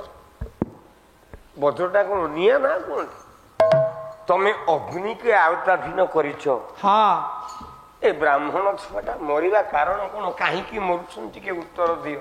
ଆଚ୍ଛା ଇନ୍ଦ୍ର ପଚାରିଲେ ହେ ବଜ୍ର, ହଁ ହଁ ହେ ବଜ୍ର ହଁ ଉତ୍ତର ଦିଅ କାହିଁକି ବ୍ରାହ୍ମଣ ପିଲା ମରୁଛନ୍ତି? ନା ମୁଁ କହିପାରିବିନି। ନା ନା କଣ ହବ ଏଠୁ? ବଜ୍ର ତ ମନା କରିଦେଲା, କହିଲା ମୁଁ କହିପାରିବିନି କାହିଁକି ବ୍ରାହ୍ମଣ ପିଲା ମରୁଛି। ନା ନା ନା ନା ହବ କଣ? କଣ ହବ? ଏ ବିଶ୍ୱର ସମାଧାନ ଆମେ ପାଇବା କେମିତି? କେମିତି? କୋଉଠୁ ଆସିବ? ପଚାରିଲେ କହିଲେ ଯଦି ତୁ ନ କହିପାରିବୁ ଆଉ ଜଣକ ଜିଭରୁ ଖାଲି ନିଆଁ ବାହାରୁଛି, ହଁ ହଁ ତା କାହାକୁ ଯା। ନା କା ଜିଭରୁ ନିଆଁ ବାହାରୁଛି? ନା ଗୋଟେ ନାଗ ସାପ। ସେ ନାଗ ସାପର ନାଁ ହଉଛି ଅନନ୍ତ ନାଗ। ସେଇ ଅନନ୍ତ ନାଗ ପାଖକୁ ଯା। ଚାଲିଲେ ଗଲାବେଳେ ନାଗ ସାପଟା ଶୋଇଛି, ତା ଉପରେ ଆଉ ଜଣେ ଶୋଇଛି। ନାଗ ସାପଟା ଶୋଇଛି ଆଜ୍ଞା ଚକ୍ରାକାରରେ ଶୋଇଯାଇଛି, ତା ଉପରେ ଜଣେ ଶୋଇଛି। ସେ କିଏ? କିଏ? ଯଦୁମଣି ମହାପାତ୍ର, ପ୍ରବନ୍ଧ ପୂର୍ଣ୍ଣଚନ୍ଦ୍ର। ଆଉ ବୋଧେ କହିଲେ ମୁଁ ଭଜନ ଗାଇବା ଗାୟକ ନୁହଁ। ମଞ୍ଚ ଉପରକୁ ଆସିକି ଯୋଉ 2 ଘଣ୍ଟା ସମୟ ନେଲ ଖାଲି ଭଜନ, ତମକୁ ଯଦୁମଣି ସାହିତ୍ୟ ମିଳିଲାନି, ଭଞ୍ଜ ସାହିତ୍ୟ ମିଳିଲାନି, ଗଙ୍ଗାଧର ମେହେର ସାହିତ୍ୟ ମିଳିଲାନି, ରାଧାନାଥ ସାହିତ୍ୟ ମିଳିଲାନି, ବଳଭଦ୍ର ସାହିତ୍ୟ ମିଳିଲାନି। ନା କମୁଛ ମୁଁ ସନାତନ ଦାସ ବଡ ଗାୟକ। ଖରାପ ଭାବିବେନି ଆଜ୍ଞା, ମଜାରେ କଥା, ଟିକେ ଲୋକମାନଙ୍କୁ ଖୁସି ଦବା ପାଇଁ। ନହେଲେ ଏ ପଦଟା ନ କହିଦେଲେ କଣ ମୋ ପାଲା ଚାଲିବନି, ମୁଁ ଗାଇପାରିବିନି। କହିଲା ମଧୁପର ପଦ ଅନନ୍ତ ସେ ଯେ, ମଧୁକର ପଦ ଅନନ୍ତ ସେ ଯେ, ମଧୁପର ପଦ ଅନନ୍ତ ସେ ଯେ, ମଧୁକର ପଦ ଅନନ୍ତ ସେ ଯେ, ପଦ୍ମାକରର ମଣ୍ଡନ ଦାସର ଯେ, ପଦ୍ମାକର ଅନନ୍ତ ସେ ଯେ, ହଂସମତରେ ଜାଣି ଏହି ମୂଳ, ହଂସମତରେ ଗାଡ଼ି ଏହି ମୂଳ, ତାର କବଳେ ବନ୍ଦୀ ତାନ୍ତି କୁଳ ଦେବୀ ଧ୍ୱଜ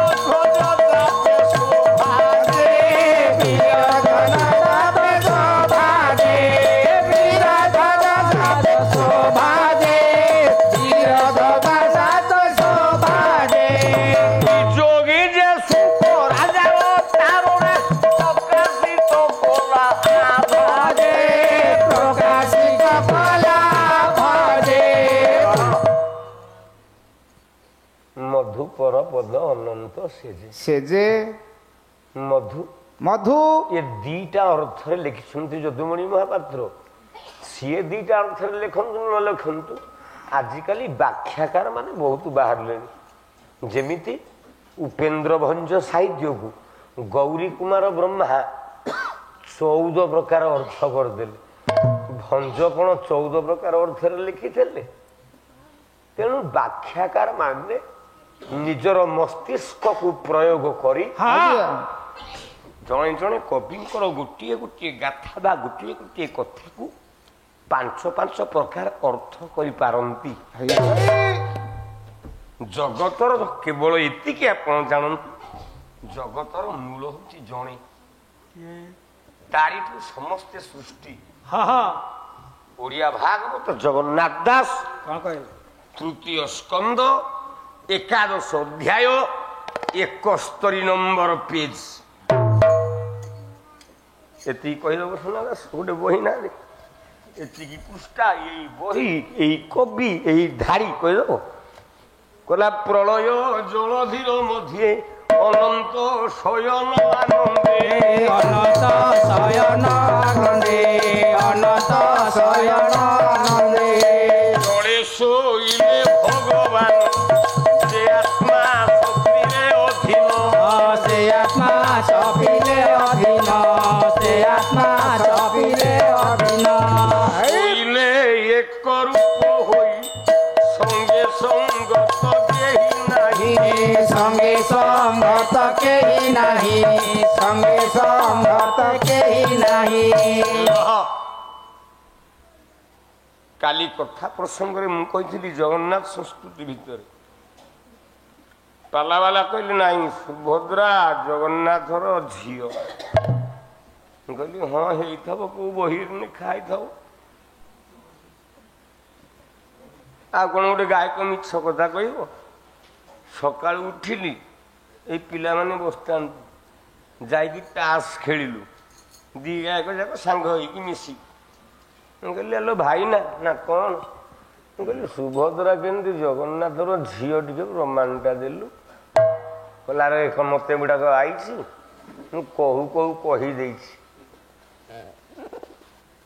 ଯୋଉ ପୁରସ୍କାର ତାକୁ ଆଜି 200-400 ଟଙ୍କା ଦେଲ, ତା ମନ ଆଜି ଭାରି ଖୁସ। 200-400 ପାଇ ଯାଇଛି ଆଉ କଣ। ଆଜି ନୃସିଂହ ତା ପକେଟରେ ପଇସା ନାହିଁ, ମୁଁ ତ କାହିଁ ମନ ଦୁଃଖ କରୁନି। ଆଉ ମୁଁ କାଲି 5,500 ଟଙ୍କା ପାଇଲି, ତୋର କଣ ଗଲା? ତୋର କଣ ଗଲା? ମୁଁ ତ ଟଙ୍କାଟେ ପାଇନି, ମୁଁ ତ କାହାକୁ ତ ଟଙ୍କାଟେ ମାଗିନି, କିନ୍ତୁ ଉତ୍ତରଟା ଦେଲୁନି। ଆଉ ବିନା ଉତ୍ତରରେ ଯେକୌଣସି ଗାୟକ ମଞ୍ଚ ଉପରକୁ ଆପଣ ଡାକିଛନ୍ତି ମତେ, ପାଲା ଜାଣିଥାଏ କି ନ ଜାଣିଥାଏ, ମଞ୍ଚ ଉପରେ ଠିଆ ହେଇକି 2 ଘଣ୍ଟା ସମୟ ବିତେଇ ଦେଲେ, ହଁ ଆମେ ଗୋଟେ ଗାୟକକୁ ଡାକିଛୁ, ଟାଇମ ପାସ୍ ହେଇଗଲା, ତାକୁ ପଇସା ଦେଇକି ବିଦା କର। କିନ୍ତୁ ମୋ ଯୋଉ ସୁଦର୍ଶନ ବାପା ବସୁଛନ୍ତି, ତାଙ୍କ ସମୟରେ ଯୋଉ ଗାୟକ ବିଷୟ ଆରମ୍ଭ କରୁଥିଲା, ତାପରେ ଯଦି ଗାୟକ ସେଇ ବିଷୟକୁ ନ ଧରୁଥିଲା, ତା ପରଦିନ ଗଣ୍ଠିଲି ବାନ୍ଧିକି ଘରକୁ ଯାଉଥିଲା। ମତେ କାଲି ଅନୁଷ୍ଠାନ କହିଲା ଇନ୍ଦ୍ରଜିତ ବୋଧ ହବ, ମୁଁ କହିଲି ହଁ ହବ। ଆଜି ବର୍ଷା ଘରେ ପୁଣି 20 ଲୋକ ଯାଇକି ପହଞ୍ଚିଲେ, କହିଲେ ସାର୍ କାଲି ଅଭିମନ୍ୟୁ ବୋଧ ହବ। ମୁଁ କହିଲି ମୁଁ କଣ ଠିକା ନେଇଛି? ମୋ ମା ବସିଥିଲା। ମୁଁ କହିଲି ମୁଁ କଣ ଠିକା ନେଇଛି? ମତେ ଅଭିମନ୍ୟୁ ବୋଧ ଆସିନି, ଆର ଗାଈକୁ କହିବ କରିବ। ତଥାପି କହିଲି ହଁ ହବ ଅଭିମନ୍ୟୁ ବୋଧ। କଥା ଦଉଛି ଉଦୟନାଥ ରଥ ଶର୍ମା ସାହିତ୍ୟର ପ୍ରାଞ୍ଜଳ ଭାବରେ। ମୁଁ କାଲି ଅଭିମନ୍ୟୁ ବୋଧ ଗାଇବି, ଆଜିଠୁ ଘୋଷଣା କରିକି ଯାଉଛି, ଯେହେତୁ 20 ଲୋକ ମତେ ବସା ଘରେ କହିଛନ୍ତି। ଆଉ ପ୍ରଥମ ଥାକରେ ପାଲା ଗାଉଛ, 20ଟା ଲୋକ ବସେଇ ପାରୁନ, ନିଜକୁ ବଡ ଦେଖି ଯାଉଛ। ହଁ ବାପା କାଲି ଗାଇବି ଅଭିମନ୍ୟୁ ବୋଧ, ଗାୟକ କେଶରୀ ଉଦୟନାଥ ରଥ ଶର୍ମା ସାହିତ୍ୟ ଗୋଟାକ ଯାକ କାଲି ଗାଇବି, ଟିକିଏ ଭୁଲ ହବନି। ତାହେଲେ ସଜନ ବର୍ଗେ ହଁ ଭାଇନା ଯିବା, ସମୟ ତ ହେଇଗଲାଣି, ମତେ ବି କଷ୍ଟ, ମୋ ଶରୀର ଭଙ୍ଗା ଦେହ, 2ଟା ବେଲ୍ଟ ଅଣ୍ଟାରେ ପିନ୍ଧୁଛି, ଠିଆ ହେବାକୁ ଇଚ୍ଛା ନାହିଁ। ମୋ ବାପାକୁ ମୁଁ 10 ଥର କହିଲିଣି ମତେ ବିଦା କରିଦେ, ମୁଁ ଚଳଚଞ୍ଚଳ ଗାୟକଟା, ମୁଁ ଠିଆ ହେବା ଲୋକ ନୁହଁ, ମୁଁ ଠିଆ ହେଇକି ପାଲା ଗାଇ ପାରିବିନି। दर्शक कहते मो जीवन जदि मंच पर मु पाला गाइला बेले चौकी जदि जदि गोटे लोक उठी जाए मोर गोटे बिंदु रक्त पड़े कही जाए मुझे मंचर चौकी ऊपर श्रोता उठेवा गायक नुह तू मत विदा कर दे मत छाड़ुनी लास्ट कह जदि मरीजी शवटा को लेकिन गाँ भितर पकई देकी आस कौन करी जहा भगवती दया 3 दिन गला जहा हम हम ताले सज्जन वर्गे कहबार उद्देश्य प्रलय जलधीर मध्य अनंत शयन आनंदे कृष्ण नंदी घोष रथ उपर अर्जुन को बसैकी नहीं जाउछंती पहुंचले गोटे स्थान नाटा हूँ वैकुंठपुर केते आउ पूजिबी मु काठ हे वैकुंठ केते आउ पूजिबी मु काठ हे वैकुंठ काना वैकुंठ कहीं समस्ते कहते गोटे पुर अच्छी वैकुंठपुर सबू गायक कहीदे कि चलिकी पलाते अरे वैकुंठ ता ना कहीं आज्ञा ना ता भीतर आहरी पाठ अच्छी वैकुंठ वै बोलते वैनतेय वैनतेयर अन्य नाम हूँ गरुड़ जो गरुड़ पाखरे पुणी लक्ष्मी पाखरे नारायण रहती से जगह वैकुंठ ए गालुआ गाँ वर्तमान वैकुंठ ना केमिति कष्ट तो लगिला मत बहुत तथापि दीपद कहीकि जाऊँगी आपण आगे आपणकर अंचल कवि ये रामचंडी पाखरे काली टी यहाँ को बापा यहाँ टे सम्मान कर आसला बेलू गोटा पशि जाऊँगी भितर को ना गली पड़ी जीवन जीव कवि हेले बलराम दास लक्ष्मी नारायण को डाकू थांती केमती डाकू थांती केमिति मो भाई कही गोटे गीत गाइबा मोर मन अच्छी छाड़ी भूलिनी काली नाई आजी काली कहीं हम नाई काली आउ थोड़े ना गाईदेवी कहीच आजी माने आज शेष जो पाठ जो दिन दब से दिन शेष किंतु एटा काली बाहरी करद प्रथम गायक जो विषय आरंभ करेंगे द्वितीय गायक से विषय अवशिष्ट अंश प्रथम रु आरंभ करी अलंकार दी परिवेषण करेंगे अच्छा से ब्राह्मण काव्य मु बापा छाड़ी सुदर्शन बाबा छाड़ी टोपे कोड़े पट सेपट है किंतु आर गायक काली कला कि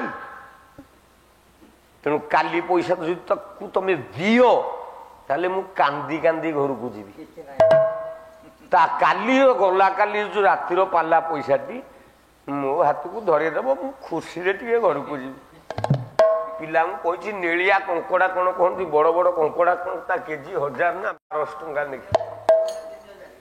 हाँ हे दीटा मो झील कही नहीं जावाक पैसा कौटू आनी तेणु जो आर गायक काली पाला टी मोर छाड़ी गला गाई नहीं तारी पैसा रे मो झील पे कंकड़ा जोड़ी कला जय जगत नाथ सचिदानंद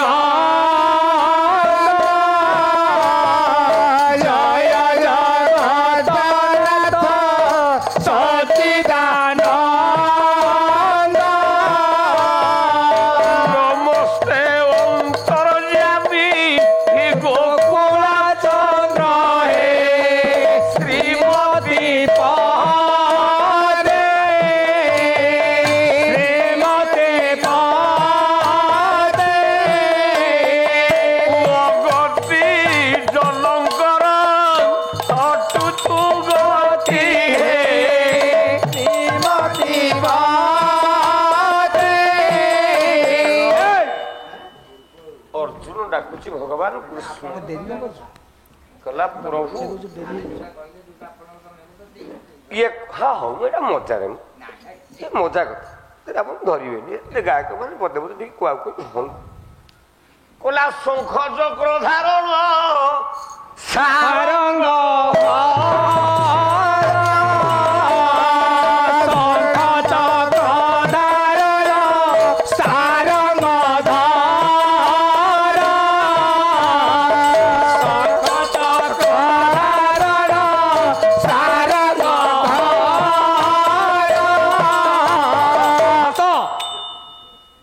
ହସ୍ତ ନା ହର ହସ୍ତ ତମ ଶୁଭୁଛି ଏତେ ସାଗର ଧରା ଗିରି ପର୍ବତ ହେ ଅନନ୍ତ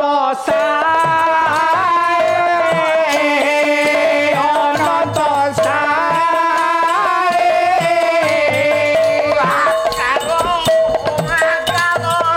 ତାହାର ନାହିଁ ହେ ଅନନ୍ତ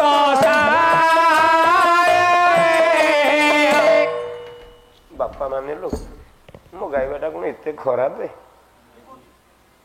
ମୋ ତଣ୍ଟିଟା କଣ ଯୋଉ ଗାଉଛି ଗାଇଲା ଭଳିଆ ଗାୟକ ଭଳିଆ ଶୁଭୁନି ମତେ ସନା ଦାସ କହୁଛି ଫଟା କଣ୍ଠିଆ ନୁଠିଆ ହଉଛି ମୁଁ କୁଆଡେ ଫଟା କଣ୍ଠିଆ ଦି ଜଣ ଯାକ କ୍ୟାସେଟ କରିବା ମୋ କ୍ୟାସେଟ ୟୁଟ୍ୟୁବରେ ବାଜୁଛି ତୋ କ୍ୟାସେଟ ୟୁଟ୍ୟୁବରେ ବାଜୁଛି ନୃସିଂହ ତାର ଗୋଟାଏ ୟୁଟ୍ୟୁବର ଲାଇକ୍ 5 ଲକ୍ଷ ଭିଉଅର୍ସ ତୋର କଣ ପାଇଁ 1,500 ହଉନି ମ ତୁ ତ ଏତେ ବଡ ଗାୟକଟା ଆଚ୍ଛା କଲା 7 ବର୍ଷ ବାଳକ ଡାକିଲା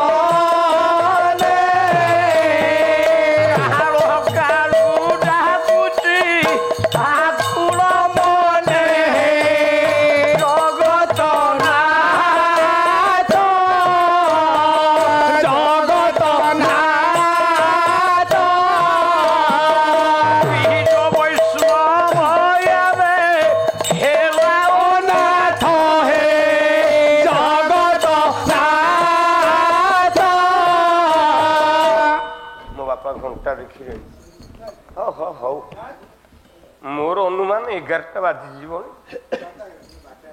12 ବାଜିଗଲାଣି ଆଜ୍ଞା ଆଜ୍ଞା ସାରିବାକୁ ତ ଚାହିଁଲେ 5 ମିନିଟ୍ ସାରିବାକୁ ଚାହିଁଲେ ବି 5 ଦିନ ଆପଣ ମାନେ ଜ୍ଞାନୀ ବାପା ମାନେ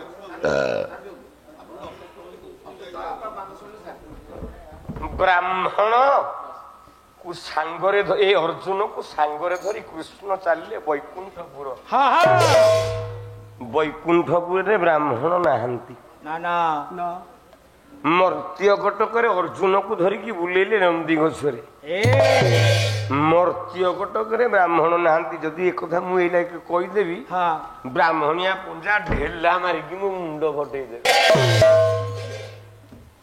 କାହିଁକି ନା 10ଟି ଗୁଣ ଯାହା ପାଖରେ ଥବ ସେ ହଉଛି ବ୍ରାହ୍ମଣ ଗୋଟେ ପାଣ ପିଲା ବି ବ୍ରାହ୍ମଣ ହେଇପାରିବ ଯଥା ଦେବର୍ଷି ନାରଦ ଗୋଟେ ସୁତପୁତ୍ର ହେଇକି ହେଇଗଲେ ଦେବର୍ଷି ନାରଦ 10ଟା ବିଦ୍ୟା ବଳରେ ସେ 10ଟା ବିଦ୍ୟା ତ ଆଲୋଚନା କଲେ ଅନେକ ବେଳ ଯିବ से 10 विद्या मु आसंता काली आपण मानक आगे प्रमाणित करी कोउ 10 विद्या एकाठी हेले ଘି ବିଦ୍ୟା ସତ୍ୟ ଅକ୍ରୋଧଞ୍ଚ ଏବଂ ବ୍ରହ୍ମ ଲକ୍ଷଣ। ଗୋଟେ ବ୍ରାହ୍ମଣ ହବା ପାଇଁ କଣ କଣ ଦରକାର ଗୁଣ? ଆଉ ସିଏ ଖାଉନି, କାଲିଠୁ ବି ମୁଁ ତମ ଘରେ ବାପା ଖାଇବିନି। ଇଏ ମୋ ଭଉଣୀ ଘର ଅଞ୍ଚଳ, ମୁଁ ଏ ଅଞ୍ଚଳକୁ ଭାରି ଭଲ ପାଏ, କାହିଁକି ଟିକେ ମାଛ ଖାଇବାକୁ। ମୋ ବାପା ଘର 2-3 ଦିନ ଯାକ ମତେ ମାଛ ଟିକେ ତିଆରି କରିକି ଦଉଛନ୍ତି, ମାଛ ଝୋଳ ଟିକେ, ଭାତ ମୁଠାଟେ ଖାଉଛି। ଗୋସେଇର ଏକା ବେଳିକେ ରାଗ ନିଆଁ ପଞ୍ଚମ। ମତେ କଣ ବି ସାଧା ଦଉଛନ୍ତି, ତାକୁ କଣ ବି ମାଛ, ତୁ ମାଛ ଖାଉନୁ, ତତେ କିଏ ମନା କରୁଛି? ଅନୁଷ୍ଠାନରେ ହବନି, ଅନୁଷ୍ଠାନ ବନ୍ଦ କରିଛି। ବ୍ୟକ୍ତିଗତ ଘର ଭିତରେ ହେଇପାରିବ। ସିଏ ମତେ ଭଲ ପାଇଲେ, ପୁଅ ବୋଲି ଭାବିଲେ, ଡାକିକି ନେଲେ, ମୁଁ ବି ମାଛ ଝୋଳ ଟିକେ ଦେଲେ, ତୋର କଣ ଗଲା? ତୋ ଦେହ ଯଦି ନ ମିଶୁଛି ବା ତୋ ଦେହରେ ନ ଯାଉଛି, ଟିକେ ଦାନା ଦର ଗୋଳେଇକି ଖାଇଦଉନୁ। ସଜ୍ଜନ ବର୍ଗେ ର ବ୍ରାହ୍ମଣ ଦେଖିଲା, ବ୍ରାହ୍ମଣ ମର୍ତ୍ତ୍ୟରେ ନାହାନ୍ତି କି ବୈକୁଣ୍ଠରେ ନାହାନ୍ତି। ନା ନନ୍ଦିଘୋଷ ରଥ ପୁଣି ଉପରକୁ ଉଠିଲା। ଗୋଟିଏ ଜାଗା ଏମିତିଆ ସ୍ଥାନ, ସେ ସ୍ଥାନ କୋଉଠି ନାହିଁ। ଜାଗାଟା ସବୁ ଧଳା ଧଳା, ଯେତେ ଘର ଦେଖିବ ଧଳା, ଯେତେ ଖମ୍ବ ଦେଖିବ ଧଳା, ଦାଣ୍ଡରେ ପିଚୁ ରୋଡ ସବୁ ଧଳା, ରାଜପ୍ରସାଦ ଗୁଡାକ ଧଳା। ସେ ଧଳା ଭିତରେ ଶୋଇଛି ଗୋଟେ ନାଗସାପ, ସିଏ ବି ଦେଖିବାକୁ ଧଳା। ସେ ନାଗସାପ ଉପରେ ଆଉ ଜଣେ ଶୋଇଛି, ସିଏ ଦେଖିବାକୁ ଧଳା। ଯାହାକୁ ଆମେ ମାନେ ସମସ୍ତେ ଶ୍ଲୋକଟି ଗାଏ, ସମସ୍ତଙ୍କ ମନରେ ସେ ଶ୍ଲୋକଟି ଅଛି। ଶାନ୍ତାକାରଂ ଭୁଜଗ ଶୟନଂ ପଦ୍ମନାଭ ସୁରେଶଂ ବିଶ୍ୱାଧାରଂ ଗଗନ ସଦୃଶଂ ମେଘବର୍ଣ୍ଣ ଶୋଭାଙ୍ଗଂ ଲକ୍ଷ୍ମୀକାନ୍ତଂ କମଳନୟନଂ ଯୋଗୀର୍ଭିଧ୍ୟାନ ଗମ୍ୟଂ। ସେତିକି ଧାଉରେ ର ସବୁ ଧଳା। ଧଳା ସାପ ଉପରେ ଶୋଇଛି ଧଳା ମଣିଷଟି। ଭଗବାନ କୃଷ୍ଣ ଅର୍ଜୁନଙ୍କୁ କହିଲେ, ଇଏ ଦେଖ, ଇଏ କିଏ? ନା ମୁଁ ଚିହ୍ନି ପାରୁନି। ନା ଇଏ ମୋ ବୋପାର ବୋପାର ବୋପାର ବୋପାର ବୋପା। ତୁ କଣ ମତେ ଭଗବାନ କହୁଛୁ? ଆରେ ମୁଁ ଅଂଶାଂଶର ଅବତାର, ମୁଁ ଅବତାରଟି ନେଇଛି, ଯାହାକୁ ଅଭିମନ୍ୟୁ ସାହିତ୍ୟ ମନେ ପଡିଯାଉଛି। ପଦଟି ନ ଗାଇଲେ ଭଲ ଲାଗିବନି, ରାତିରେ ନିଦ ହବନି, କି ଖାଇଲେ ପେଟ ପୁରିବନି। ବୋଲା ଓ ପ୍ରାକୃତ ଇଏ ପ୍ରେମ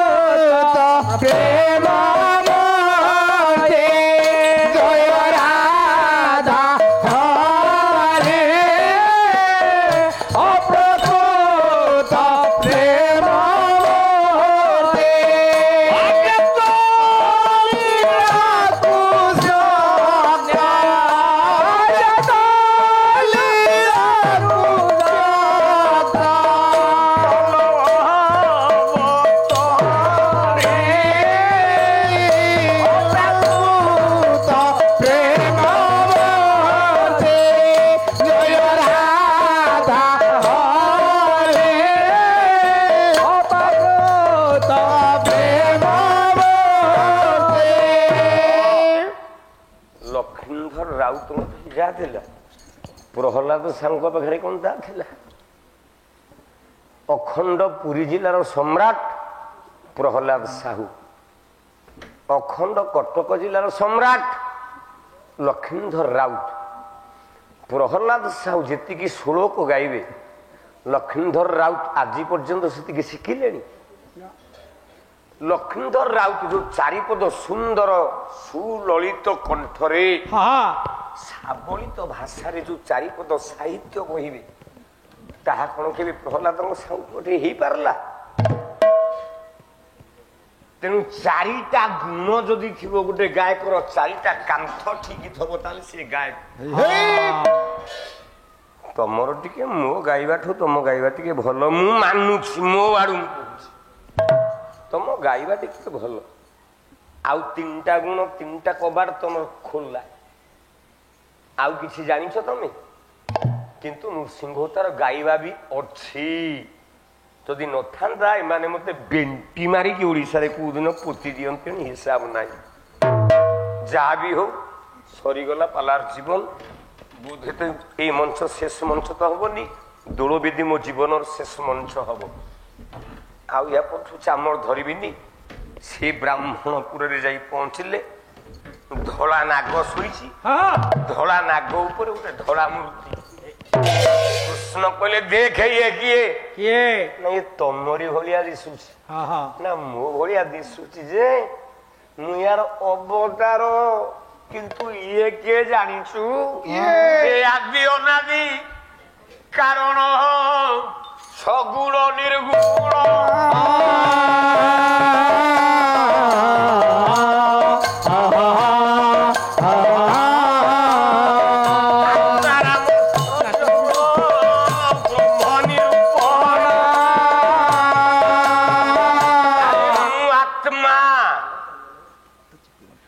ତମ ଦେହ ଭିତରେ ଗୋଟିଏ ଗୋଟିଏ ଆତ୍ମା ଆମ ଦେହରେ ପରମାତ୍ମା ଅଛି ଆଜ୍ଞା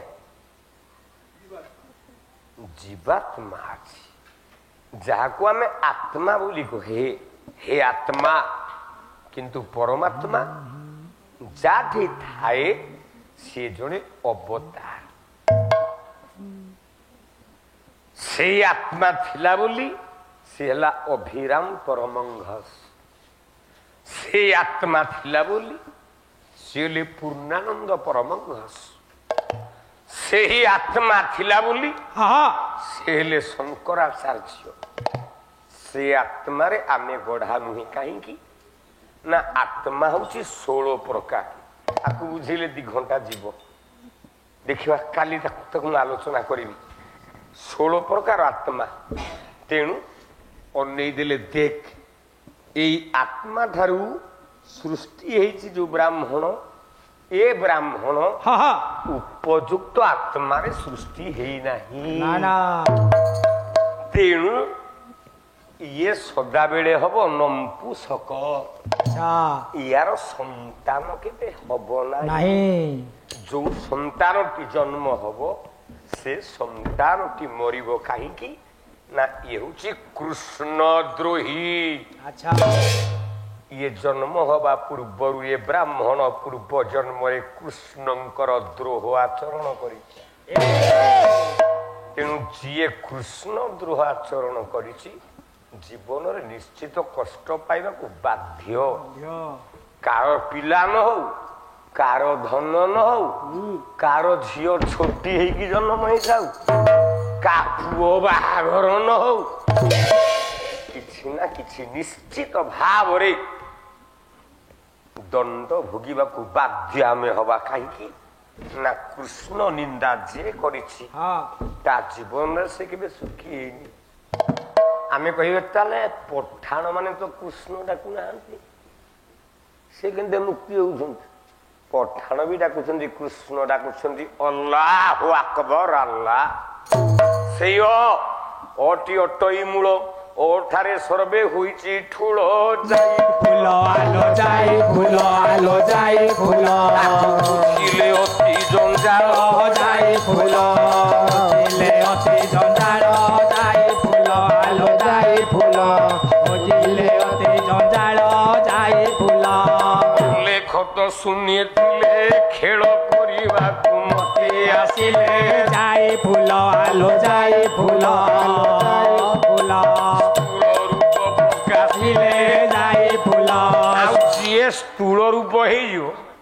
ତାକୁ ଆମେ କିଛି ଦେଖିପାରିବା କେମିତି କେମିତି ଗୋଟେ ବିରାଟ ମୋଟା ଲୋକଟେ ହେଇଥିବ ତମେ ଯାଇକି ତା ପାଖରେ ଠିଆ ହବ ତାକୁ କୁଣ୍ଢେଇବ ଆଚ୍ଛା ମୋଟା ଲୋକକୁ କୁଣ୍ଢେଇଲା ବେଳକୁ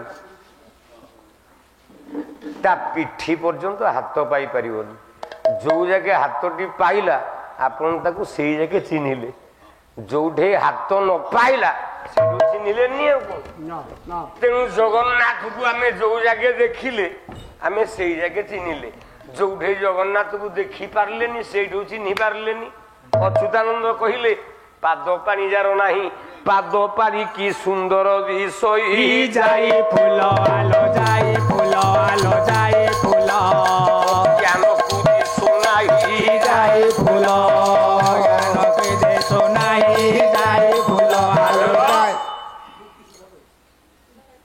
अर्जुनर मुह सेठी भंग हो गला सेठी अर्जुन जानिला जे कृष्ण निंदा करे से निश्चित दंड पाए तेणु ए ब्राह्मण कृष्ण निंदा करिथिबारु ये दंड पाउछि प्रथम गायक प्रथम पर्याय रे गाइथिबा ओडिया भागवतर ब्राह्मण विषयर अपशिष्टांश जेतिकी थिला मु आपण मानक आगे सेतिकी प्रकाश कली तेणु एहिठारु होता पुओ मागुची विदाय कोन होला एछन प्रकाश कर देटा चंदन चंदन कुमार प्रधान आज्ञा बड़ हंतुआल कोन होला 100 टका देछन बा 100 टंका दैछन आज्ञा हौ प्रभु तांकर कल्याण करन जगतर मंगल हो सदा बेले कहिबी खाली ग्रामवासी नु ए गां वाला पाला करछंती बोली मु कहिबिनी जे गालुआ गार मंगल हो काहे की ना ए ग्राम को अन्य ग्रामरु आसुथिबा ब्राह्मण माने वैष्णव माने भक्त माने कवि माने पंडित माने सेमानकर पाद धूली जेते बेले ए गां दांडरे पड़ी जाए ए गांटा ब्राह्मणमय ब्रह्ममय हो जाए एइथिबे मु केबे कहबिनी जे गालुआ गार खाली मंगल हो तेणु जगतर महाबाहु जगत कल्याण करिथांतु जगतर मंगल विधान हो सुमन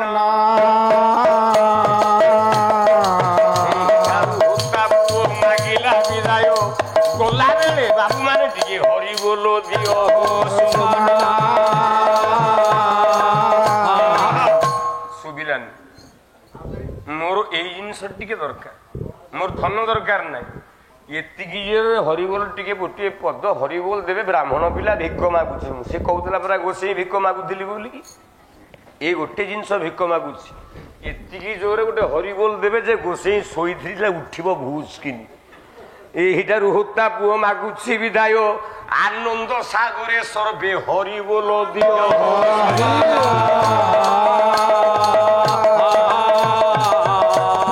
मा भौणी किए जने मिली ग्रामर मंगल पाई दियो हुला हुली हो सुमना